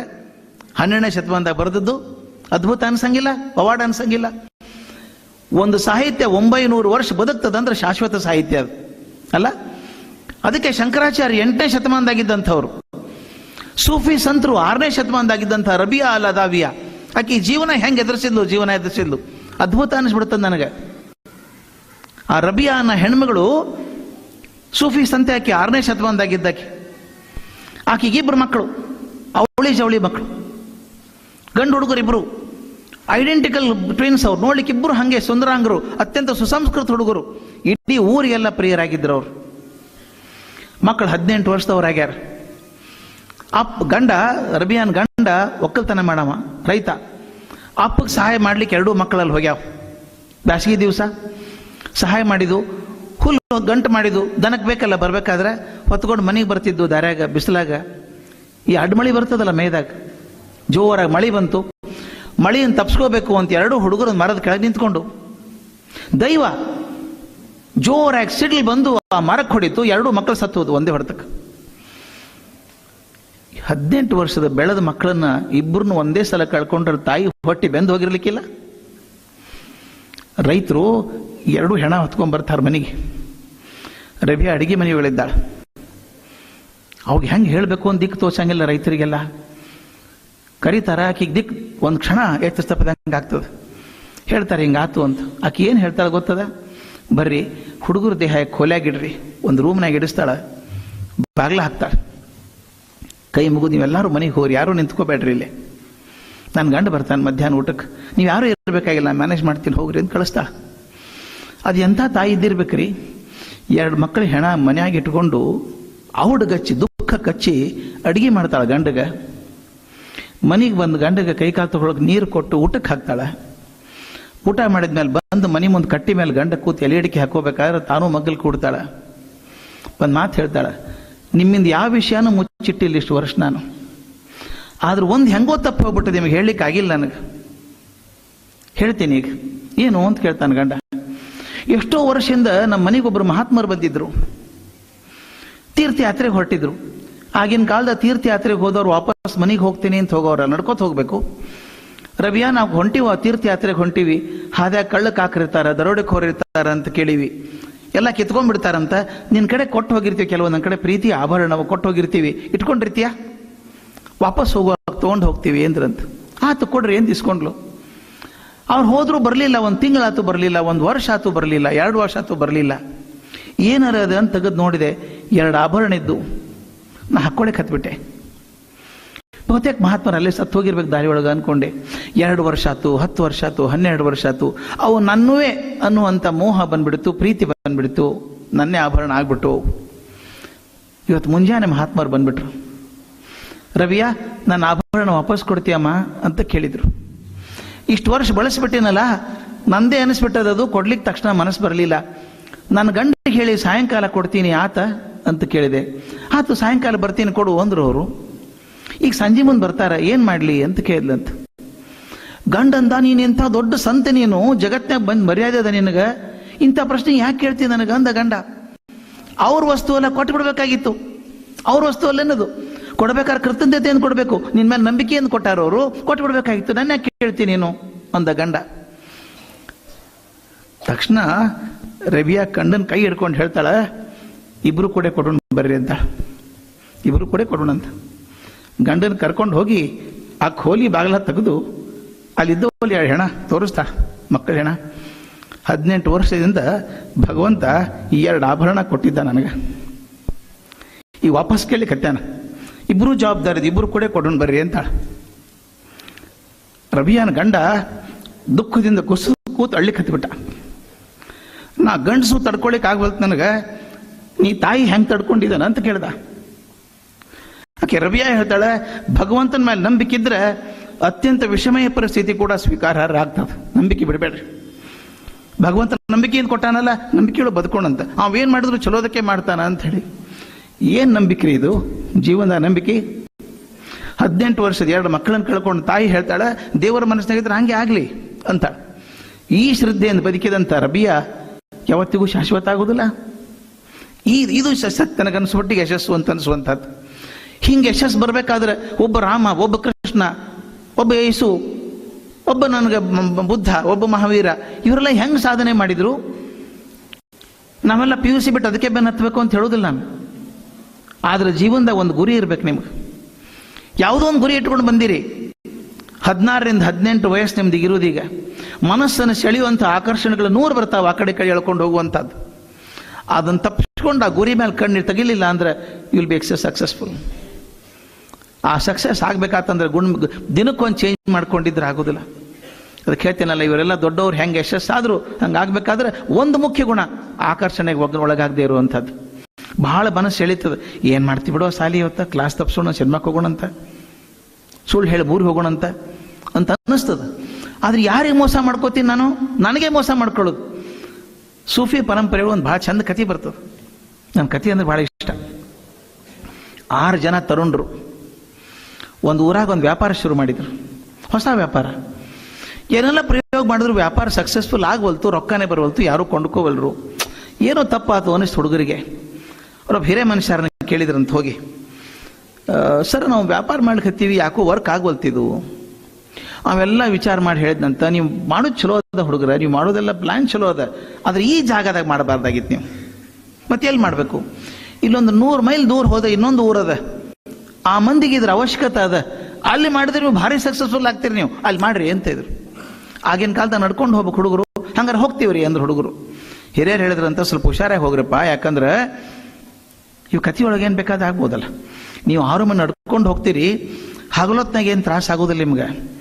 ಸಂಜೆ ಆದ್ಮೇಲೆ ಅಲ್ಲಿ ಯಕ್ಷಿಣಿಯರ ಲೋಕ ಬರ್ತದೆ, ವಿಚಿಸ್ತಿರ್ತಾರೆ ಅವರೆಲ್ಲ. ಅವ್ರು ಏನೇನು ಅಲಂಕಾರ ಮಾಡ್ಕೊಂಡು ಬಂದ್ಬಿಡ್ತಾರೆ, ನಿಮ್ಮ ಮೈ ಮರೆಸ್ಬಿಡ್ತಾರೆ. ಅದಕ್ಕೆ ಮನಸ್ಸು ಸೋಲ್ಬಾರ್ದು ನೀವು. ಅವ್ರು ಏನೇ ಮಾಡಿದ್ರು ಮನಸ್ಸು ಸೋಲಾರ್ದ ನಿಮ್ಮ ದಿಕ್ಕು ಹಿಡ್ಕೊಂಡು ನೀವು ರಸ್ತೆದಾಗ ಹೋಗ್ತಿದ್ರೆ ನೀವು ಬದುಕೋತೀರಿ. ಅವ್ರ ಇಫೆಕ್ಟ್ ಇರೋದು ಎಲ್ಲಿ ತನಕ? ಬೆಳಗಾಗೋ ತನಕ ಮಾತ್ರ ಇಫೆಕ್ಟ್ ಇರ್ತದೆ. ಅದು ಬೆಳಗಾದ್ಮೇಲೆ ಯಕ್ಷಿಣಿಯರ ಕರಿಗೆ ಹೋಗ್ಬಿಡ್ತಾರೆ ಅವರು. ಅವ್ರ ಕೈಯಾಗ ಪಾರ ಆಗ್ಲಾರ್ದ ಹೋದ್ರೆ ನೀವು ಯಶಸ್ಸಾಗ್ತೀರಿ ಅಂದರು. ಅವ ನಾಯಕ ಹೇಳ್ದ, ಹುಡುಗರು 6 ಮಂದಿ ನಾಯಕ ಹೇಳ್ದ, ಏನ್ರು ಹೋಗೋಣ ಬೇಡ್ರು ಅಂದ್ರು. ಹುಡುಗಂದು ಹೋಗೋಣ ನಡಿಯೋ, ಅದಕ್ಕೇನಾಗ್ತದೆ, ಯಕ್ಷಿಣಿ ರಮಿ ಏನು ಮಾಡ್ತಾರೆ ಅವರು, ನಾವ್ಯಾಕೆ ಲಕ್ಷ ಹೊಡೆದು ಹೋದ್ರೆ ಆತಪ್ಪ ಅಂದರು. ನಡ್ರಿ ಹಂಗಂದ್ರು ಅಂದ. 6 ಮಂದಿ ಹೊಂಟ್ರು. ಹಾಗಲೆಲ್ಲ ಪ್ರವಾಸ ಆಯ್ತು. ಸಂಜೆ 6-6:30 ಸಂಜೆ ಆಗ್ಲಿಕ್ಕೆ ಹತ್ತು. ನಾಯಕ ಹೇಳ್ದ, ನೋಡಪ್ಪ ಹಿರಿಯರು ಹೇಳಿದ ಜಾಗ ಬಂತು, ಸಂಜೆ ಆತಿನ ಯಕ್ಷಿಣಿಯರು ಬರ್ತಾರೆ, ಹುಷಾರಾಗಿರ್ಬೇಕು ಅಂತ. ಚಿಂತೆ ಮಾಡಬೇಡ. ಅದು ಹೆಂಗೆ ಮೈ ಮರೆಸ್ತದೆ ಅಂದ್ರೆ, ಮುಂದೆ ಹೋದ ಕೂಡಲೇ ಎಡಗಡೆ ಸಡನ್ನಾಗಿ ಒಂದಿಷ್ಟು ಬೆಳಕು ಬಂದಂಗೆ ಆಯ್ತು. ಅಲ್ಲೊಂದು ಚಂದನೊಂದು 10 ಜನ ಹುಡುಗಿಯರು ನಿಂತಾರಲ್ಲೇ. ಹುಡುಗಿಯರು ಕೂತಾರ. ಬರ್ರಿ ಎಲ್ಲಿ ಹೊಂಟ್ರಿ ನೀವು ಅಂತ ಕೇಳಿದ್ರಿ ಹುಡುಗರಿಗೆ. ಯಾಕಂತ ಕೇಳಿದ್ರು, ನಾವು ಪ್ರವಾಸಕೊಂತೀವಿ. ಬರ್ರಿ, ಕಾಲು ನೋಯಿಸ್ತಾವ, ನಡಿಲಿಕ್ಕೆ ಹತ್ತಿರ ಮುಂಜಾನೆ ಹಿಡ್ಕೊಂಡು, ಸ್ವಲ್ಪ ಕುಡೀರಿ, ಜ್ಯೂಸ್ ಕುಡೀರಿ, ಕಾಲು ವ್ಯಸ್ತ ತಗೋರಿ, ಸ್ವಲ್ಪ ಕೂತ್ಕೊಂಡು ಹೋಗ್ರಿ ಅಂದರು. 5-6 ಮಂದಿ ಚಂದದ ಹುಡುಗಿಯರು ಕರೆದ್ರೆ ಮನಸ್ಸು ಇದಾಗೋದಿಲ್ಲ. ಒಬ್ಬ ಒಂದ, ನನ್ನ ಕಾಲು ಭಾಳ ನೋಯಿಸ್ಕತ್ತೇವಪ್ಪ ಅಂದ ಅವ ಹುಡುಗ. ಅಲ್ಲಿ ತನಕ ನೋಯಿಸಿದ್ದಿಲ್ಲ ಅವಂಗ. ಇವ್ರು ಕರೆದ ಅವೊಂದು ನಾಯಕ ಹೇಳ್ದ, ಬೇಡ ಯಕ್ಷಿಣಿಯರು. ಎಲ್ಲಿ ಯಕ್ಷಿಣಿಯರು ಇಲ್ಲಪ್ಪ, ಹುಡುಗಿಯರು ಕಾಣಿಸಂಗಿಲ್ಲ, ಯಕ್ಷಿಣಿಯರು ಅಲ್ಲ ಅವ್ರು, ಹುಡುಗಿಯರವರು. ನೀವು ನಡಿ, ಮುಂದೆ ಬರ್ತೀನಿ ನಾನು ಅಂದ. ಅವ ಅಲ್ಲಿ ಕೂತ, ಉಳಿದವ್ರು ಮುಂದೆ ಹೋದ್ರು. He took rest and took rest for all times to come. Rest in peace. ಅದು ಅಲ್ಲೇ ಮುಗಿದು ಹೋದ ಕಥೆ ಒಂದು. 5 ಮಂದಿ ಮುಂದೆ ಹೋದ್ರು. ಮುಂದೆ ಹೋದ್ಮೇಲೆ ಇನ್ನೂ ಕತ್ಲಿತ್ತಲ್ಲ, ಬಲಗಡೆ ಬಾಜು ಒಂದು ಅಂಗಡಿ ಶುರು ಆಯ್ತು. ಅಲ್ಲಿ ಏನು ಸಂಗೀತ ಅಂದ್ರೆ ಅಸಾಧ್ಯ ಸಂಗೀತ. ಸಂಗೀತ ವಾದ್ಯ ಅಂದ್ರೆ ಏನು, ಅಲ್ಲಿ ಚಂದ ಹುಡುಗಿಯರಿದ್ದಾರೆ, ಹುಡುಗರಿದ್ದಾರೆ, ತಬಲಾ ನುಡಿಸ್ತಾರೆ, ಸಂಗೀತ ಹಾಡ್ತಾರೆ. ಅದು ಏನು ಮನಸ್ಸು ಮರೆಸುವಂಥ ಒಂದು ಸಂಗೀತ, ಅದು ಅದ್ಭುತ ಸಂಗೀತ. ಒಬ್ಬ ಹುಡುಗ ಅಂದ, ಏನು ಚಂದ ಅದಪ್ಪ ಸಂಗೀತ, ಬದುಕಿದ್ರು ಇಲ್ಲೇ ಬದಬೇಕು, ಸತ್ರು ಇಲ್ಲೇ ಸಾಯ್ಬೇಕು. ಅವನ ಬಿಸ್ನೆಸ್ ಏನಾಯ್ತು, ಅಲ್ಲಿ ಹೋಗೋದು. ನೀ ಮುಂದೆ ನಡಿ, ನಾ ಬರ್ತೀನಿ, ಸಂಗೀತ ಕೇಳ್ಕೊಂಬರ್ತೀನಿ ನಡಿ ಅನ್ನವ. ಹೋದ, ಅಲ್ಲೇ ಕೂತ ಸಂಗೀತದವ. ಮುಂದೆ ಹಸಿವಾಗಿತ್ತು, ತಿಂದಿದ್ರೆ ಖರೆ ಆದರೂ ಹಸಿವಾಗಿತ್ತು. ಮತ್ತೊಂದು ಅಂಗಡಿ ಒಳಗೆ ಏನು ಥರದ ಅಡುಗೆ ಮಾಡ್ಕತ್ತಾರ, ವಾಸನೆ ಇಲ್ಲಿ ಬಡ್ಲಿಕ್ಕೆ ಹುಡುಗರಿಗೆ. ಅಂದರು, ಸ್ವಲ್ಪ ತಿಂದೆ ಹೋಗೋಣಪ್ಪ ಅಂದ ಹುಡುಗ. ಬ್ಯಾಡೋ, ಯಕ್ಷಿಣಿಯರು ಲೋಕಿದು. ಎಲ್ಲಿ ಯಕ್ಷಿಣಿಯರೋ, ಬೋಂಡ ಕಾಣಿಸಂಗಿಲ್ಲ ಕಂಡು ಮುಂದೆ ಕಾಣಿಸ್ತಾವ ನೋಡಿ, ಕರೀತಾರ ಅವರು ಅಂದ. ಅವ್ನು ಉಳ್ಕೊಂಡ ಮುಂದೆ ಹೋದ್ರು. ಇನ್ನು ಮುಂದೆ ಹೋದ್ಮೇಲೆ ಸುಗಂಧ ದ್ರವ್ಯ ಮಾರ್ತಿದ್ದಾರೆ ಅಲ್ಲೆಲ್ಲ, ಭಾರಿ ಹತ್ತರು. ಅವ್ರು ನಾವೇ ಹಚ್ತೀವಿ ಬರ್ರಿ ಹತ್ತಾರ ನಿಮ್ಮ ಮನೆಗೆ ಅಂದರು, ಮೈಗೆ ಹಚ್ತೀವಿ ಅಂದ್ರು ಅವರು. ಒಬ್ಬ ಅಂದ, ಬೇಡಪ್ಪ ನಮ್ಗೆ ಹತ್ತಾರ ಬೇಡ ಅಂದ. ಭಾರಿ ಪರ್ಫ್ಯೂಮ್ ಇದು, ಅರೇಬಿಯಾದಾಗೂ ಸಿಗುದಿಲ್ಲ ಅಂತ ಪರ್ಫ್ಯೂಮ್. ಆ ತಂತಂದು ಹಚ್ಚರು. ಒಬ್ಬ ಉಳ್ಕೊಂಡ, ಮತ್ತಿಬ್ಬರು ಹೋದ್ರು. ಕಡೀ ಹಂತಕ್ಕೆ ಹೋದಾಗ ಇನ್ನೇನು ಬೆಳಗಾಗ್ಲಿಕ್ಕೆ 5 ಗಂಟೆ ಅದ, ಇನ್ನೊಂದು ತಾಸು ಆದ್ರೆ ಆಗ್ತದೆ ಅಂತ. ಆ ನಾಯಕ ಹುಡುಗ ಮಾತ್ರ ಹಾಗೆ ಹೊಂಟಿದ್ದ. ಮುಂದೆ ಹೋದ್ಮೇಲೆ ಮತ್ತೊಂದಿಷ್ಟು ಚಂದದ ಹುಡುಗಿಯರು ಬಂದರು, ಆದಷ್ಟು ಕಡಿಮೆ ಬಟ್ಟೆ ಹಾಕೊಂಡಂಥವ್ರು. ಅವ್ರು ಬಂದು ಹೇಳಿದ್ರು, ನೋಡಪ್ಪ ನೀ ಪ್ರವಾಸಕ್ಕೆ ಹೊಂಟಿ, ಮುಂದೆ ಭಯಂಕರ ಅರಣ್ಯವಾಸದಂಗದ, ನಮ್ಮ ಜೋಡಿ ಸ್ವಲ್ಪ ಹೊತ್ತಿರು ನೀನು, ಆಮೇಲೆ ಹೋಗಿ ಮುಂಜಾನೆ ಆದ್ಮೇಲೆ ಅಂದರು. ಇನ್ನೊಬ್ಬ ಮನಸ್ಸು ಆ ಕಡೆ ಕೊಟ್ಟ, ಅವ ಹೋದ. ಕಡೆಗೆ ಒಬ್ಬನೇ ಗುರಿ ಮುಟ್ಟಿದ, ತನ್ನ ಸಾಧನೆ ಮುಟ್ಟಿದ. ಇದು ಅತ್ಯಂತ ಆಧ್ಯಾತ್ಮಿಕವಾದಂಥ ಕಥೆ. ಇದು ನಮ್ಮ ಪಂಚೇಂದ್ರಿಯಗಳು ಅಂತ ಹೇಳ್ತೀವಿ, ಕಣ್ಣು, ಮೂಗು, ನಾಲಿಗೆ, ಚರ್ಮ, ಇವೆಲ್ಲವೂ ಬರುವಂಥದ್ದು. ಮೊದಲು ಕಣ್ಣು ಸೆಳೀತದೆ, ಮೂಗು ಸೆಳೀತದೆ, ನಾಲಿಗೆ ಸೆಳೀತದೆ, ಸ್ಪರ್ಶ ಸೆಳೀತದೆ. ಇವೆಲ್ಲ ಆಕರ್ಷಣೆಗಳು ನಮ್ಮ ಜೀವನದಾಗ ಬರ್ತಾವೆ. ನೀವೆಲ್ಲ 16ರಿಂದ 18 ವಯಸ್ಸಿದ್ದಾಗ 108 ಆಕರ್ಷಣೆಗಳು ಬರ್ತಾವೆ. ಏನು PUC ಬಿಡೋ ಮರ, ಎದ್ದು ಕೂಡಲೇ ಫಿಸಿಕ್ಸು, ಕೆಮಿಸ್ಟ್ರಿ, ಮ್ಯಾಥಮೆಟಿಕ್ಸು, ಬಯಾಲಜಿ ಓದಿ ಓದಿ ಓದಿ ಅವ್ವ ಅಪ್ಪನ ಹೆಸರು ಸಹಿತ ಮರ್ತು ಹೋಗೈತೆ ನಮ್ಗೆ, ಬರೀ ಇದೇ ನೆನಪಾಗ್ತದೆ ಅನ್ನೋ ಹಂಗೆ ಅನಿಸ್ತದೆ. ಆದ್ರೆ ಇದು ಯಕ್ಷಿಣಿಯರ ಲೋಕ, ಪ್ರಪಂಚ ಅನ್ನುವಂಥದ್ದು ಮನಸ್ಸಿನ ಸೆಳೀತದೆ. ನಾನು ಮಾಸ್ತರ 43 ವರ್ಷ ಮುಗಿತು, 44ನೇ ವರ್ಷ ಇದು. I have scene thousands of students who say I missed my chance because I did not focus at that time. ಆ ಹೊತ್ತಿಗೆ ಇನ್ನೊಂದು ಸ್ವಲ್ಪ ಓದಿದ್ರೆ ಆಗ್ತಿತ್ತೇನೋ ಅಂತ ಅನಿಸು ಹಂಗಾಗ್ತದೆ. ಆ ರಿಗ್ರೆಟ್ ನಿಮ್ಮ ಕಡೆ ಆಗಬಾರ್ದು ಯಾವತ್ತು. ಓದುವಾಗ ಪೂರ್ತಿ ಪ್ರಯತ್ನ, ತಪಸ್ಸದು 2 ವರ್ಷ ನನ್ನ ಜೀವನ ನಂದಲ್ಲ ಅಂತ ಎತ್ತಿಟ್ಟು ಕೂತ್ ದುಡಿರಿ, ಜಗತ್ತಿನ ಕೈಯಾಗ ಸಿಗ್ತದೆ ಅಲ್ಲ. ಆದ್ರೆ ಈ ವಯಸ್ಸಿನ ಮನಸ್ಸನ್ನು ಸೆಳ್ಕೊಂಡು ಆ ಕಡೆ ಈ ಕಡೆ ಹೋಗ್ಬಿಟ್ರೆ ನಿಮ್ಮ ಗುರಿ ತಪ್ಪೋತಂದ್ರೆ ಮುಂದೆ ಸಾಧನೆ ಮಾಡ್ಲಿಕ್ಕೆ ಸಾಧ್ಯ ಇಲ್ಲ. ಕೆಲವೊಂದು ಗುಣಗಳು ಬೇಕಾಗ್ತಾವೆ ಯಶಸ್ಸನ್ನು ಬಿಡ್ಲಾರ್ದು ಹಿಡಿಬೇಕು, ಕೈಯಾಗಿ ಹಿಡ್ಕೋಬೇಕಂದ್ರೆ. ಅದಕ್ಕೆ ಸಣ್ಣವ್ರದಾಗ ನಾವು ಹಾಡು ಕೇಳ್ತಿದ್ವಿ, ನನ್ನೆ ಮುನ್ನೆ ಮುಟ್ಟಿ ತೇರೆ ಬಚ್ಚಿ ಮುಟ್ಟಿ ಮೇ ಕ್ಯಾ ಹೈ. ಮಗು ನಿನ್ನ ಕೈ ಮುಷ್ಟಿಯೊಳಗೆ ಏನದ, ನಿನ್ನ ಭವಿಷ್ಯದ ಅಂತ ಅಲ್ಲಿ ಕೈಯೊಳಗೆ. ಭವಿಷ್ಯ ನನ್ನ ಕೈ ಆಗದ, ಹಿಂಗೆ ತಕ್ಕೊಂಡು ಅಡ್ಡಾಡ್ಕೊಂಡು ಹೋಗ್ಬಿಟ್ಟೆ ಅಂದ್ರೆ ಭವಿಷ್ಯ ನನ್ನ ಕೈಯಾಗಿ ಉಳ್ಕೊಳ್ಳೋದಿಲ್ಲ. ಅದು ಹಿಡ್ಕೋಬೇಕು, ಅದಕ್ಕೆ ಛಲ ಬೇಕು, ಮುಖ್ಯವಾಗಿ ತಾಳ್ಮೆ ಬೇಕು. ನಮ್ಮ ಹುಡುಗರಿಗೆ ತಾಳ್ಮೆ ಕಮ್ಮಿ. ಏನ್ರಿ ಎಷ್ಟು ಓದ್ತೀನಿ ಆಗವಲ್ತು, ಆಗೋದಿಲ್ಲ. ಅದು 10 ಸಲ ಪ್ರಯತ್ನ ಮಾಡಬೇಕು, 20 ಸಲ ಮಾಡಬೇಕು, 30 ಸಲ ಮಾಡಬೇಕು, ಬೇರೆ ಹಾದಿ ಇಲ್ಲ. ಅದಕ್ಕೆ ಮಾಡಬೇಕು, ಅದಕ್ಕೆ ಆ ಪ್ರಯತ್ನ ಬಿಡೋ ಹಂಗಿಲ್ಲ. ತಾಳ್ಮೆ ಬೇಕು ಮನುಷ್ಯಾಗ. ಒಂದು ಊರಾಗ ಒಬ್ಬ ರಾಜ ಪ್ರವಾಸಕ್ಕೆ ಹೊಂಟಿದ್ದ, ತನ್ನ ಮಂತ್ರಿಗಳ ಜೋಡಿ ಎಲ್ಲ ಕುದುರೆ ಗಾಡಿಯೊಳಗೆ ಜೋರಾಗಿ ಹೊಂಟಾನ. ಮತ್ತು ರಾಜ ಒಬ್ಬನೇ ಹೋಗೋದಿಲ್ಲಲ್ಲ, ಹಿಂದೆ ಮುಂದೆ. ಈಗ ಮಿನಿಸ್ಟ್ರುಗಳಿಗೆ ಹಿಂದೆ ಮುಂದೆ 3-4 ಜೀಪ್ ಇರ್ತಾವಂತ, ಮತ್ತು ಅವಾಗೇನು ಮುಂದೆ 3-4 ಕುದುರೆ ಗಾಡಿ, ಹಿಂದೆ 3-4 ಕುದುರೆ ಗಾಡಿ, ರಾಜನ ಪರಿವಾರ ಎಲ್ಲ ಹೋಗ್ತಿದ್ರು. ಎಡಕ ಬಲಕ ದ್ರಾಕ್ಷಿ ತೋಟ. ಈ ಬಿಜಾಪುರ ಕಡೆ ಹೋದ್ರೆ ಕಾಣಿಸ್ತದೆ, ಎಲ್ಲಿ ಹೊಡೆದ ದ್ರಾಕ್ಷಿ ತೋಟ, ಎಡಕ ಬಲಕ ಅದ್ಭುತ ದ್ರಾಕ್ಷಿ ತೋಟ. ಎಲ್ಲ ಕಡೆ ದ್ರಾಕ್ಷಿ ಆಗೋ ಟೈಮ್ ಅದು. ಎಲ್ಲ ಗೊಂಚಲು ದ್ರಾಕ್ಷಿ ಕಾಣಿಸ್ತಕ್ಕೆತ್ತಾವ. ರಾಜ ಬರ್ತಾನ ಅಂದ್ಕೊಳ್ಳಿ, ಪಾಪ ರೈತರೆಲ್ಲ ಬಂದು ತಮ್ಮ ದ್ರಾಕ್ಷಿ ಕೊಟ್ಟು ಹೋಗ್ತಿದ್ರು ರಾಜಗ. ಆದ್ರೂ ಒಂದು ಕಡೆ ಮಜಾ ಆಗ್ಬಿಡ್ತು. ರಾಜ ನೋಡ್ತಾನ, ಎಕರೆಗಟ್ಲೆ ತೋಟದ ದ್ರಾಕ್ಷಿ ತೋಟ, ಎಲಿ ಎಲ್ಲ ಹುಲಸಾಗಿ ಬಳ್ಳಿ ಚಲೋ ಬೆಳೆದ್ ಬಿಟ್ಟದ. ಆದ್ರೂ ಒಂದೇ ಒಂದು ದ್ರಾಕ್ಷಿ ಹಣ್ಣು ಇಲ್ಲ. ಅವಂದ ಈಗ ಬಿಡಿಸ್ಯಾರ ಮತ್ತ ಒಂದು ಹಣ್ಣಿಲ್ಲ ಒಳಗ, ಕೇಳ್ಕೊಂಬರ್ರಿ ಅಂದ. ಮಂತ್ರಿಗಳು ಹೋಗಿ ಬಂದು ಹೇಳಿದ್ರು, ಇವ್ ಮಹಾ ಮೂರ್ಖಿದ್ದಾನ್ರಿ, ಇವ ರೈತ, ತಲೆ ಬರಬರಲಿ ಅಂದ್ರು. ಯಾಕ ಕರೀರ ಅವನು. ಕರೆದ್ರು, ಏನಪ್ಪ ನಿಂತ ಹೊಲ್ದ ಒಂದು ಹಣ್ಣಾಗಿಲ್ಲಲ್ಲೋ, ಎಲ್ಲ ಕಡೆ ದ್ರಾಕ್ಷಿ ಹಣ್ಣು ಕಂಡಪಟ್ಟೆ, ನಿಮ್ಮ ಕಡೆ ಯಾಕಾಗಿಲ್ಲ ಅಂತ ಕೇಳಿದ್ರು. ಅವ ಹೇಳ್ದ, ಇಲ್ರಿ ಸರ, ನನಗೆ ಯಾರೊಬ್ರು ದೊಡ್ಡವರು ಒಂದು ಸ್ಪೆಷಲ್ ಬೀಜ ಕೊಟ್ಟಾರ, ದ್ರಾಕ್ಷಿ ಹಣ್ಣಿನ ಬೀಜ ಕೊಟ್ಟಾರ, ಅವನ್ ಹಾಕಿನ್ ನಾವು. ಈ ಆರ್ಡಿನರಿ ಬೀಜ ಅಲ್ರಿ ಇವು, ಮತ್ತೆ ಹಣ್ಣು ಯಾಕಾಗಿಲ್ಲ? ಇಲ್ರಿ ಸರಿ, 30 ವರ್ಷಕ್ಕೆ ಹಣ್ಣಾಗ್ತಾವಂತ. ಹಾಕಿದ ವರ್ಷ ಆಗೋದಿಲ್ಲ, 30 ವರ್ಷ ನೀರು ಕೊಡಬೇಕು, ಗೊಬ್ಬರ ಕೊಡಬೇಕು, ಬೆಳಕು ಬೀಳ್ಲಿಕ್ಕೆ ಬಿಡಬೇಕು, ಕಸ ತೆಗಿಬೇಕು, ಹಿಂಗೆ ಮಾಡ್ಕೋತಾ ಇರ್ಬೇಕು ಪರಿಶ್ರಮ. 30 ವರ್ಷಕ್ಕೆ ಹಣ್ಣು ಕೊಡ್ಲಿಕ್ಕೆ ಹೋಗ್ತಾವ, ಭಾಳ ಚಲೋ ಹಣ್ಣು ಇರ್ತಾವಂತ ಸರ್. ಆ ನಂಬಿಕೆ ಮೇಲೆ ಮಾಡ್ಲಿಕ್ಕೆ ಹತ್ತೀನಿ ನಾನು ಅಂದ. ಎಷ್ಟು ವರ್ಷ ಆತು ಈಗ ಹಾಕಿ ಅಂತ ಕೇಳಿದ್ರು. 25 ವರ್ಷ ಆತ್ರಿ ಸರ್ ನಾವು. ಅಲ್ಲೋ 25 ವರ್ಷ ಹಣ್ಣು ಇರಲಾರ್ದು ಹಂಗೆ ಬದುಕಿ ಅಂದ್ರು. ಬದುಕೇನ್ರಿ ಸರ, ಇನ್ನು 5 ವರ್ಷ ಅಲ್ರಿ ಸರ ಅಂದ. ಅವ್ರ ರಾಜ ಇದ್ದೀಯಪ್ಪ ಮನುಷ್ಯ, ನೀನು ಒಂದು ಕೆಲಸ ಮಾಡು, ಇನ್ನು 5 ವರ್ಷ ಆದ್ಮೇಲೆ ನಾನು ನೀನು ಬದುಕಿದ್ರೆ ಗೊತ್ತಿಲ್ಲ, ಬದುಕಿದ್ರೆ ಇದ್ರಾಗ ಹಣ್ಣು ಆದ್ರೆ ನನ್ನ ತಂದು ಕೊಡ್ತೀಯ ನೀನು ಅಂತ ಕೇಳಿದ ರಾಜ. ಕೊಡ್ತೀನಿ ರೀ ಸರ್, ನೀವು ಹೇಳಿದ್ಮೇಲೆ ಕೊಡ್ಲಾರ್ದು ಇರ್ತೇನೇನು ಅಂದ. 5 ವರ್ಷ ಹೋತು, ದೇವರ ಕೃಪಾದಿಂದ ಇಬ್ರು ಬದುಕಿದ್ರು. ಮೊದಲೇ ಹಣ್ಣು ಬಂತು ಆ ತೋಟದಾಗ. ಏನು ಹಣ್ಣು ರೀ ಅವು, ಒಂದೊಂದು ದ್ರಾಕ್ಷಿ ಹಣ್ಣು ಟೆನ್ನಿಸ್ ಬಾಲ್ ಇದ್ದಂಗೆ, ಅಷ್ಟು ದೊಡ್ಡ ದೊಡ್ಡ ದ್ರಾಕ್ಷಿ ಹಣ್ಣು ಜಗತ್ತಿನ ಯಾರು ಕಂಡಿದ್ದಿಲ್ಲ. ಬೀಜಾನೇ ಇಲ್ಲ ಒಳಗ, ತಿಂದ್ರೆ ಪೂರ್ತಿ ರಸಾನೆ. ಅದು ಏನು ರುಚಿ, ಅದು ಅಮೃತ ಇದ್ದಂಗಿತ್ತು. ಅವ್ನು ನೆನಪಾತ್ ರೈತಗ, ರಾಜಿಗೆ ಮಾತು ಕೊಟ್ಟಿದ್ದೆ ನಾನು ಅಂತ. ಒಂದು ಬುಟ್ಟಿ ಒಳಗೆ, ದೊಡ್ಡ ಬುಟ್ಟಿ ಒಳಗೆ ಒಂದಿಷ್ಟು ಹಣ್ಣು ತುಂಬಿಕೊಂಡು ಅರಮನೆಗೆ ಹೋದ. ಹೋಗಿ ವಿಸಿಟಿಂಗ್ ಕಾರ್ಡ್ ಅಂತ ಇರಂಗಿಲ್ಲಲ್ಲ ಅವಾಗ, ಹೇಳ್ದ ನಾ ರೈತ ಬಂದೀನಿ ಅಂತ. ರೈತರು ಜನ ಬರ್ತಿರ್ತಾರೆ, ಯಾರಪ್ಪ ನೀನು ಅಂದ್ರು. ಇಲ್ರಿ ನಮ್ಮ ಸಾಹೇಬ್ರಿಗೆ ಹೇಳ್ರಿ, ರಾಜರಿಗೆ ನಾ ಹೇಳಿದ್ದೆ 30 ವರ್ಷ ಆದ್ಮೇಲೆ ಹಣ್ಣು ಆಗ್ತಾವ ಅಂತ ಹೇಳಿ, ಚಲೋ ಹಣ್ಣವ ತೊಗೊಂಬಂದೀನಿ ಅಂತ. ರಾಜಿಗೆ ನೆನಪ, ಕರಿ ಒಳಗೆ ಹುಡುಗನ ಅಂದ್ರು. ನೀವು ರೈತ ಹೋದ, ತಾನು ಹೆಂಡತಿ ಮಕ್ಕಳನ್ನ ಕರ್ಕೊಂಡು ಹೋಗ್ಯಾನ, ದ್ರಾಕ್ಷಿ ಹಣ್ಣಿನ ಬುಟ್ಟಿ ರಾಜನ ಮುಂದಿಟ್ಟ. ರಾಜ ಅಂತ, ದ್ರಾಕ್ಷಿ ಹಣ್ಣು ಇವು ಅಂದ. ಹೌದು. ಎಂತ ಭಾರಿ ಅವಲೋ, ಅದಕ್ಕೆ ಸರ್ 30 ವರ್ಷ ಕಾದಿದ್ದೆ ಸರ್ ನಾನು ಅಂದ. ಹಣ್ಣು ತಿಂದ ರಾಜ, ಯೋಗತೆ ಅಮೃತಪ್ಪ ಇದು. ತಾನು ಹೆಂಡತಿ ಕೊಟ್ಟ, ಮಕ್ಕಳಿಗೆ ಕೊಟ್ಟ, ಮಂತ್ರಿಗಳಿಗೆ ಕೊಟ್ಟ. ಬೆಸ್ಟ್ ಮಾಡಿ ನೋಡ್ಪ ಹುಡುಗ ಅಂದ. ಕರೆದು ಏನ್ ಮಾಡ್ದ, ಅಷ್ಟಕ್ಕೆ ಬಿಡ್ಲಿಲ್ಲ. ತನ್ನ ಅಮಾತ್ಯರನ್ನ ಕರೆದ, ನಮ್ಮ ಟ್ರೆಜರಿ ತೆಗೀರಿ, ಅತ್ಯಂತ ಬೆಲೆ ಬಾಳುವಂತ ಆಭರಣಗಳನ್ನು ತಗೊಂಬರ್ರಿ ಅಂದ.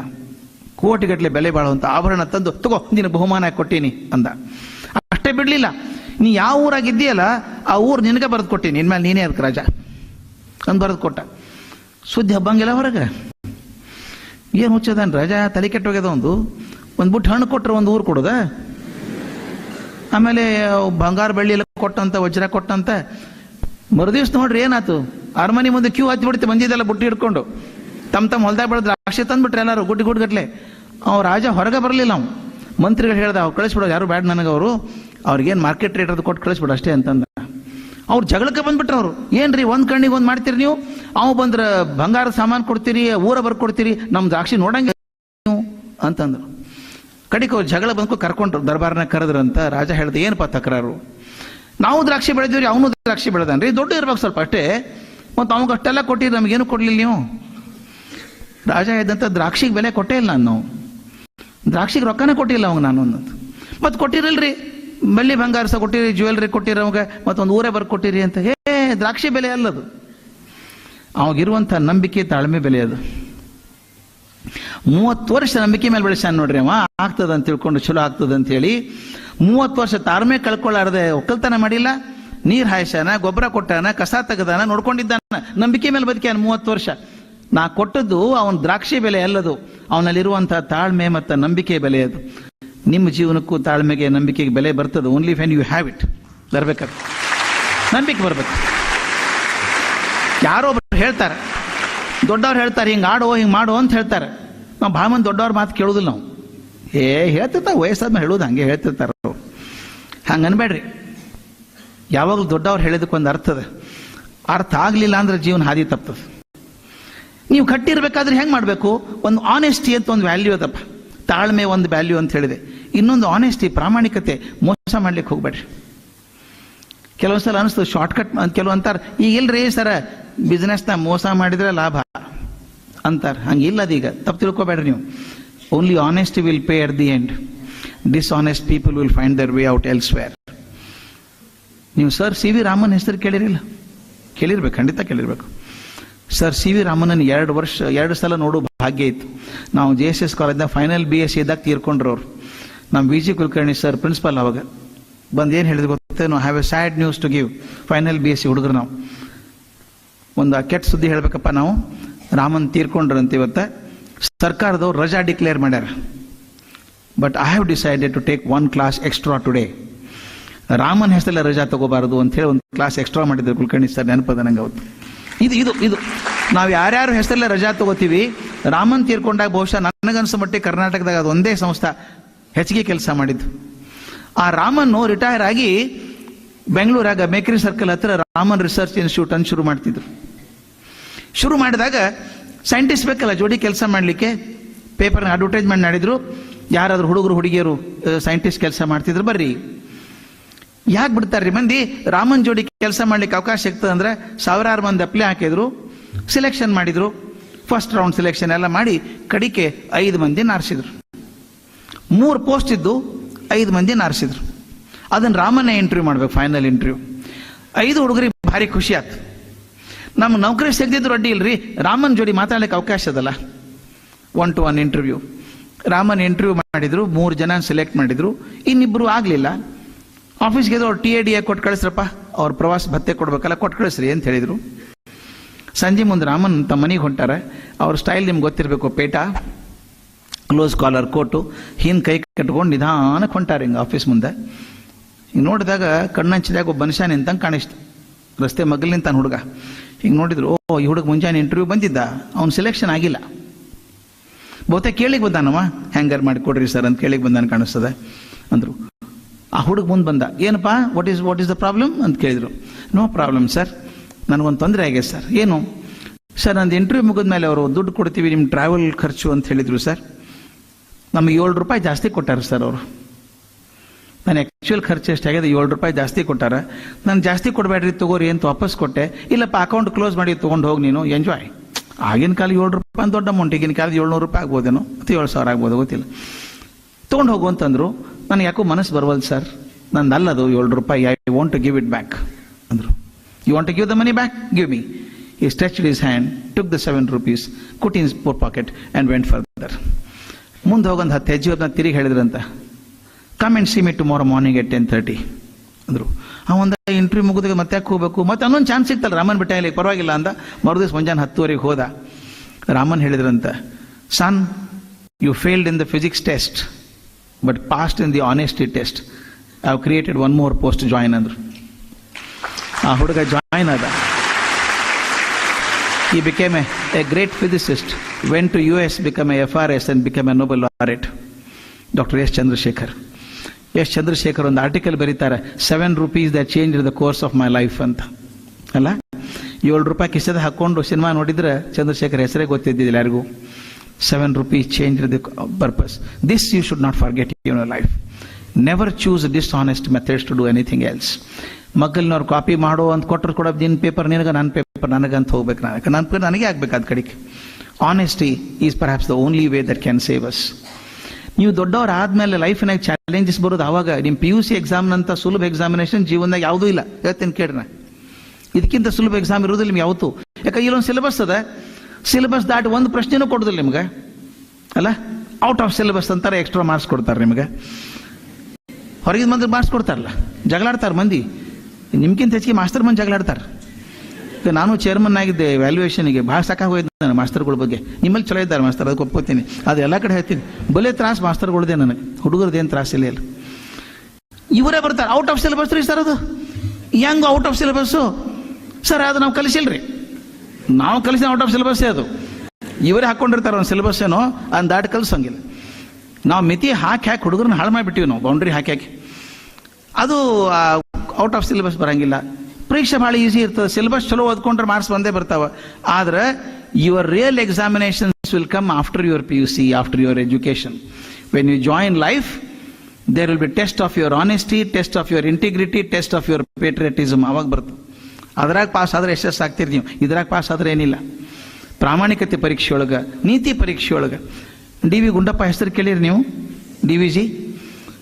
ಅವ್ರ ಜೋಡಿ ಬದುಕಿದ 3 ವರ್ಷ ನಾನು. ಬಹಳ ದೊಡ್ಡ ಮನುಷ್ಯ, ಹಿಮಾಲಯ ಪರ್ವತ. ನನ್ನ ಪ್ರಕಾರ ಹೇಳೋದಾದ್ರೆ ಅವ್ರದ್ದೊಂದು ಕಗ್ಗ ಅಂತ ತಿಳ್ಕೊಂಡ್ರೆ ಸಾಕು, ಉಳಿಕಿದೇನು ಬೇಕಾಗಿಲ್ಲ. ಅವ್ರು ಹೇಳೋರು ಹೆಂಗೆ ಬದುಕಬೇಕು ಜೀವನದಾಗ. ಬದುಕಿದ್ರೆ ಅತ್ಯಂತ ಪ್ರಾಮಾಣಿಕವಾಗಿ ಬದುಕಬೇಕು. ಬದುಕೋದಷ್ಟೇ ಅಲ್ಲ, ನೀತಿ ಮತ್ತು ರುಚಿ ಅಂತ 2 ಅವ ನಮ್ಗೆ. ಗೊತ್ತಾಗ್ತದಲ್ಲ, ನೀತಿ ರುಚಿ. ರುಚಿ ಅಂದ್ರೆ ಟೇಸ್ಟ್. ಬರ್ಗರ್ ಭಾರಿ tasty, pizza fantastic, pav bhaji excellent. ಇವು ಜಂಕ್ ಫುಡ್ ಅಂತ ಕರಿತೀವಿ ನಾವು. They are very good for tongue but may not be good for your stomach. You understand? You have to choose between what is good for tongue and what is good for stomach.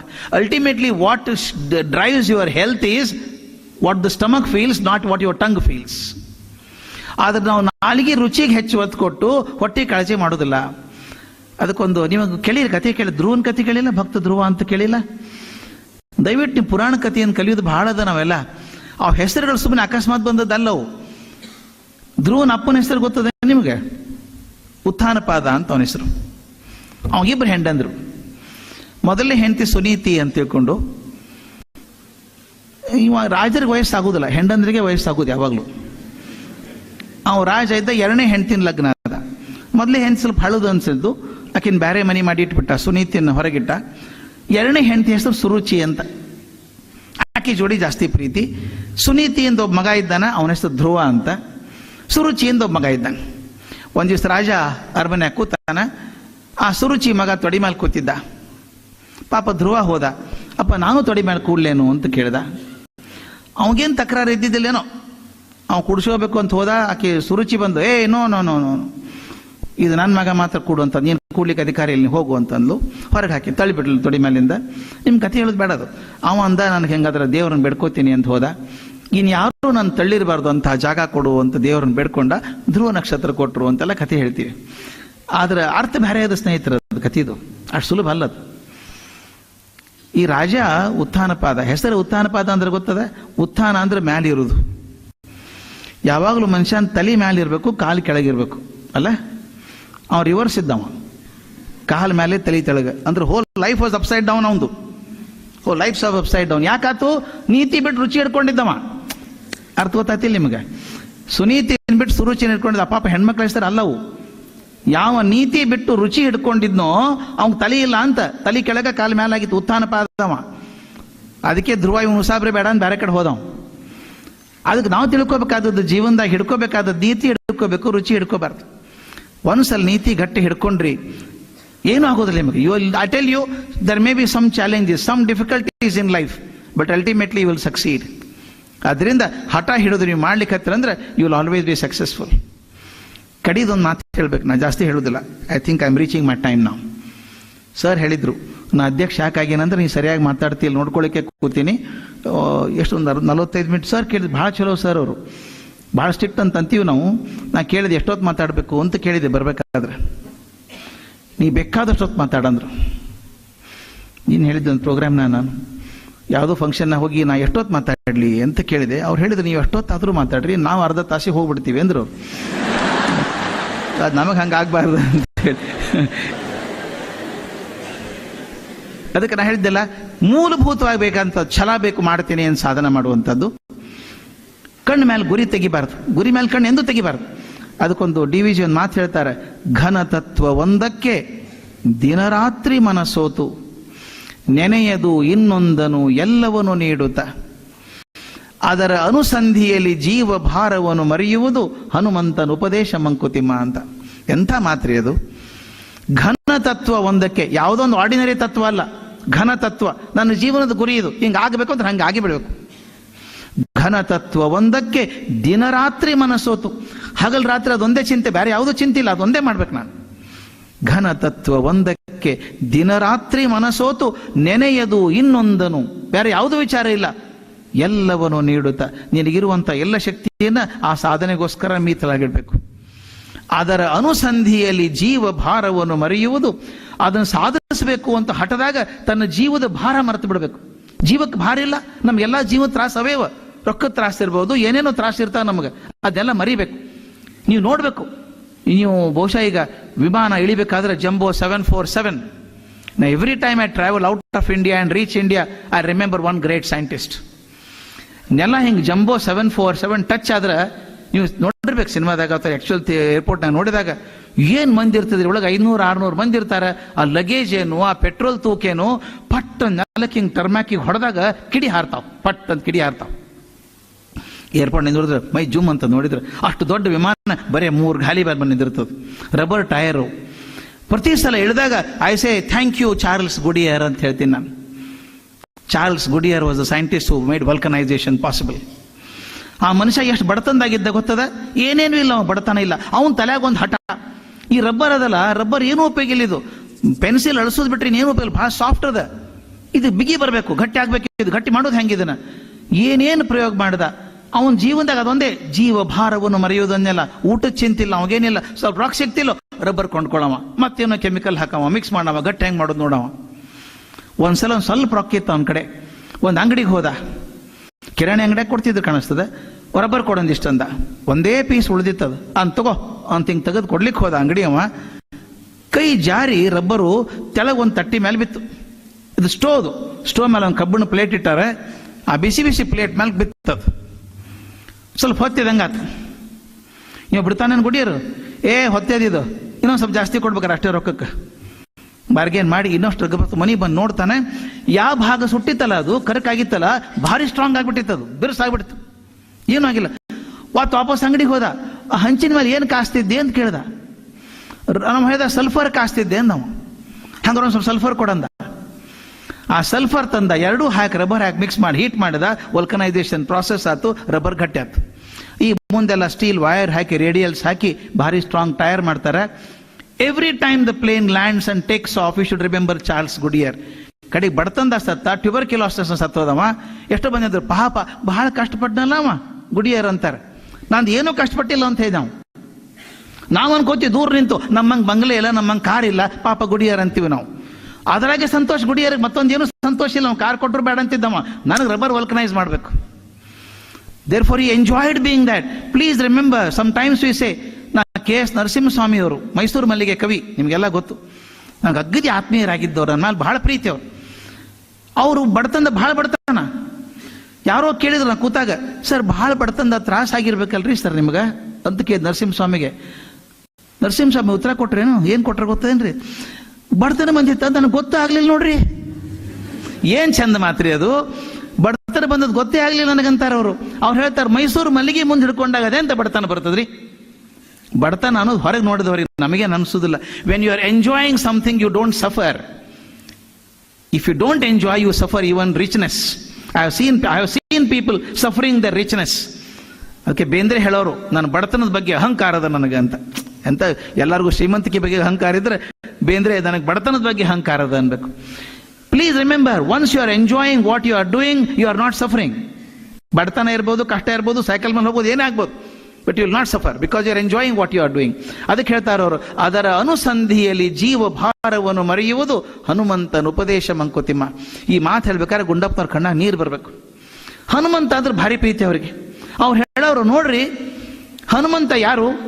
ರಾಮನ ದಾಸವ, ರಾಮನ ಸೇವಕ. ಒಪ್ಕೊಂಡ್ಬಿಟ್ಟಾನವ, ರಾಮದಾಸ ನಾನು ಅಂತ ಒಪ್ಕೊಂಡ್ಬಿಟ್ಟಾನ. ಆದ್ರೆ ಎಂಥ ದಾಸರಿ ಅವ, ಎಂಥ ದಾಸವ. ರಾಮನು ಹಂಗೆ ಯಜಮಾನ, ಹನುಮಂತನು ಅಂತಾನು. ರಾಮಾಯಣ ನೆನಪಾಗ್ಬಿಡ್ತದೆ ನನ್ಗೆ, ವಾಲ್ಮೀಕಿ ರಾಮಾಯಣ. ಎಂಥ ರಾಮ್ರಿ ಅವ, ರಾಮ ಯಜಮಾನ, ಹನುಮಂತ ಸೇವಕ ಅಂತ ಒಪ್ಕೊಂಡಾನ.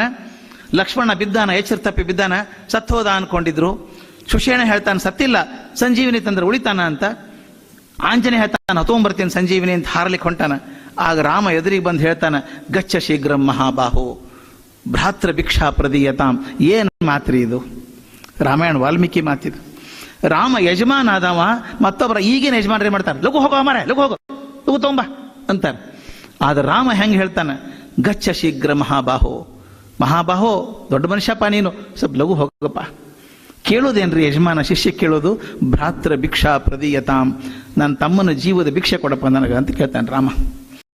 ಹೇಳ್ತಾನೆ, ಇದುವರೆಗೂ ನಾವು 4 ಜನ ಅಣ್ಣ ತಮ್ಮಂದ್ರು ಅಂತ ತಿಳ್ಕೊಂಡಿದ್ವಪ್ಪ ನಾನು, ಆಂಜನೇಯ ಅಸ್ಮಾಕಂ ಪಂಚಮೋ ಭವಾನ್, ಇವತ್ತಿಂದ 5ನೇದವಪ್ಪ ನೀ ತಮ್ಮ ನನಗ ಅಂತ. ಈ ರೀತಿ ಯಜಮಾನ, ಈ ರೀತಿ ಶಿಷ್ಯ. ಅವನು ಹನುಮಂತ ಹೆಂಗೆ ಬದುಕಿದ್ದ, ಹೆಂಗೆ ದಾಸ ಆಗಿ ಬದುಕಿದ್ದ ಅಂತಂದ್ರೆ, ಇವತ್ತು ನೋಡ್ರಿ, ಪ್ರತಿಯೊಂದು ಭಾರತದ ಹಳ್ಳಿಯೊಳಗೆ ಹನುಮಪ್ಪನ ಗುಡಿ ಅದ. ಇಲ್ಲ, ರಾಮದೇವ್ರ ಗುಡಿ ಇರ್ಲಿಕ್ಕಿಲ್ಲ, ಹನುಮಪ್ಪನ ಗುಡಿ ಎಲ್ಲ ಹಳ್ಳಿಯಾಗವು. ಹನುಮಪ್ಪನ ಗುಡಿಯಾಗ ರಾಮದೇವ್ರ ಮೂರ್ತಿ ಇಲ್ಲ, ಆದ್ರೆ ರಾಮದೇವ್ರ ಗುಡಿಯೊಳಗೆ ಹನುಮಪ್ಪನ ಮೂರ್ತಿ ಎದ್ದೇ ಅದ. ಅದಕ್ಕೆ ಗುಂಡಪ್ಪ ಎಷ್ಟು ಗಟ್ಟಿಯಾಗಿ ಹೇಳೋರಂದ್ರೆ, ಒಳ್ಳೆ ದಾಸ ಆದ್ರೆ ಸಹಿತ ಯಜಮಾನನ ಮೀರಿಸ್ಬಿಡ್ತಾನ ಅಂತ. ಅಂದ್ರೆ ಈ ಒಂದು ದಾಸತ್ವ ಕೂಡ ಎತ್ತರಕ್ಕೆ ತಗೊಂಡು ಹೋಗ್ತದೆ ನಮ್ಮನ್ನು. ಅದರಿಂದ when you want to do something, enjoy thoroughly. Don't suffer your physics chemistry, enjoy this chemistry and physics, mathematics. ಬರೀ ಕೆಮಿಸ್ಟ್ರಿ ಬೇಡ್ರಿ, ಬಯಾಲಜಿ, ಮ್ಯಾಥಮೆಟಿಕ್ಸ್ ಆಲ್ಸೋ. ಎಂಜಾಯ್ ಇದೆ, ಎಂಜಾಯ್ ಮಾಡಬೇಕು. ನೀವು ಮಾಡಲಿಲ್ಲ ಅಂದ್ರೆ ಜೀವನದ ಬಹುದೊಡ್ಡ ಭಾಗ ಕಳ್ಕೊಂಡ್ಬಿಡ್ತೀರಿ ಮಕ್ಕಳ. ಇನ್ನೊಂದು ನಿಮ್ಮ ಕನಸಿನಾಗ ಏನೋ ಅದ, ಇಂಜಿನಿಯರ್ ಆಗಬೇಕು, ಡಾಕ್ಟರ್ ಆಗಬೇಕು, IITಗೆ ಹೋಗಬೇಕು ಅಂತದ. ಆದರೆ ಭಗವಂತನ ಕೃಪಾ ಆಗಲಿಲ್ಲ ಅಂದ್ರೆ ಏನೂ ನಷ್ಟ ಇಲ್ಲ. Why do you worry about it? You are not designed to be that. You are designed to be successful. I understand what I am trying to say? Difference between being an engineer and being successful are two different things. What you want to be? You want to be successful or an engineer? I have seen countless engineers who die without a name. But I have seen one Vishwesvaraya making a difference to the whole world. It is not an ordinary engineer. ನೀವು engineer ಆದ್ರೂ top most engineer ಆಗ್ತೀನನ್ರಿ. ಯಾವ doctor ಆದ್ರೂ top most doctor ಆಗ್ತೀನಿ ಅಂತನ್ರಿ. Not ordinary doctor. ರೊಕ್ಕ ಕಳಿಸು doctor ಅಲ್ಲ.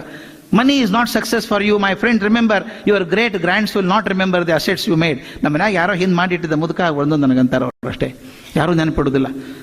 ಒಂದು ಹಠ ಹಿಡಿಬೇಕು, ಗುರಿ ಮೇಲಿನ ಕಣ್ಣು ತೆಗೆಯಂಗಿಲ್ಲ.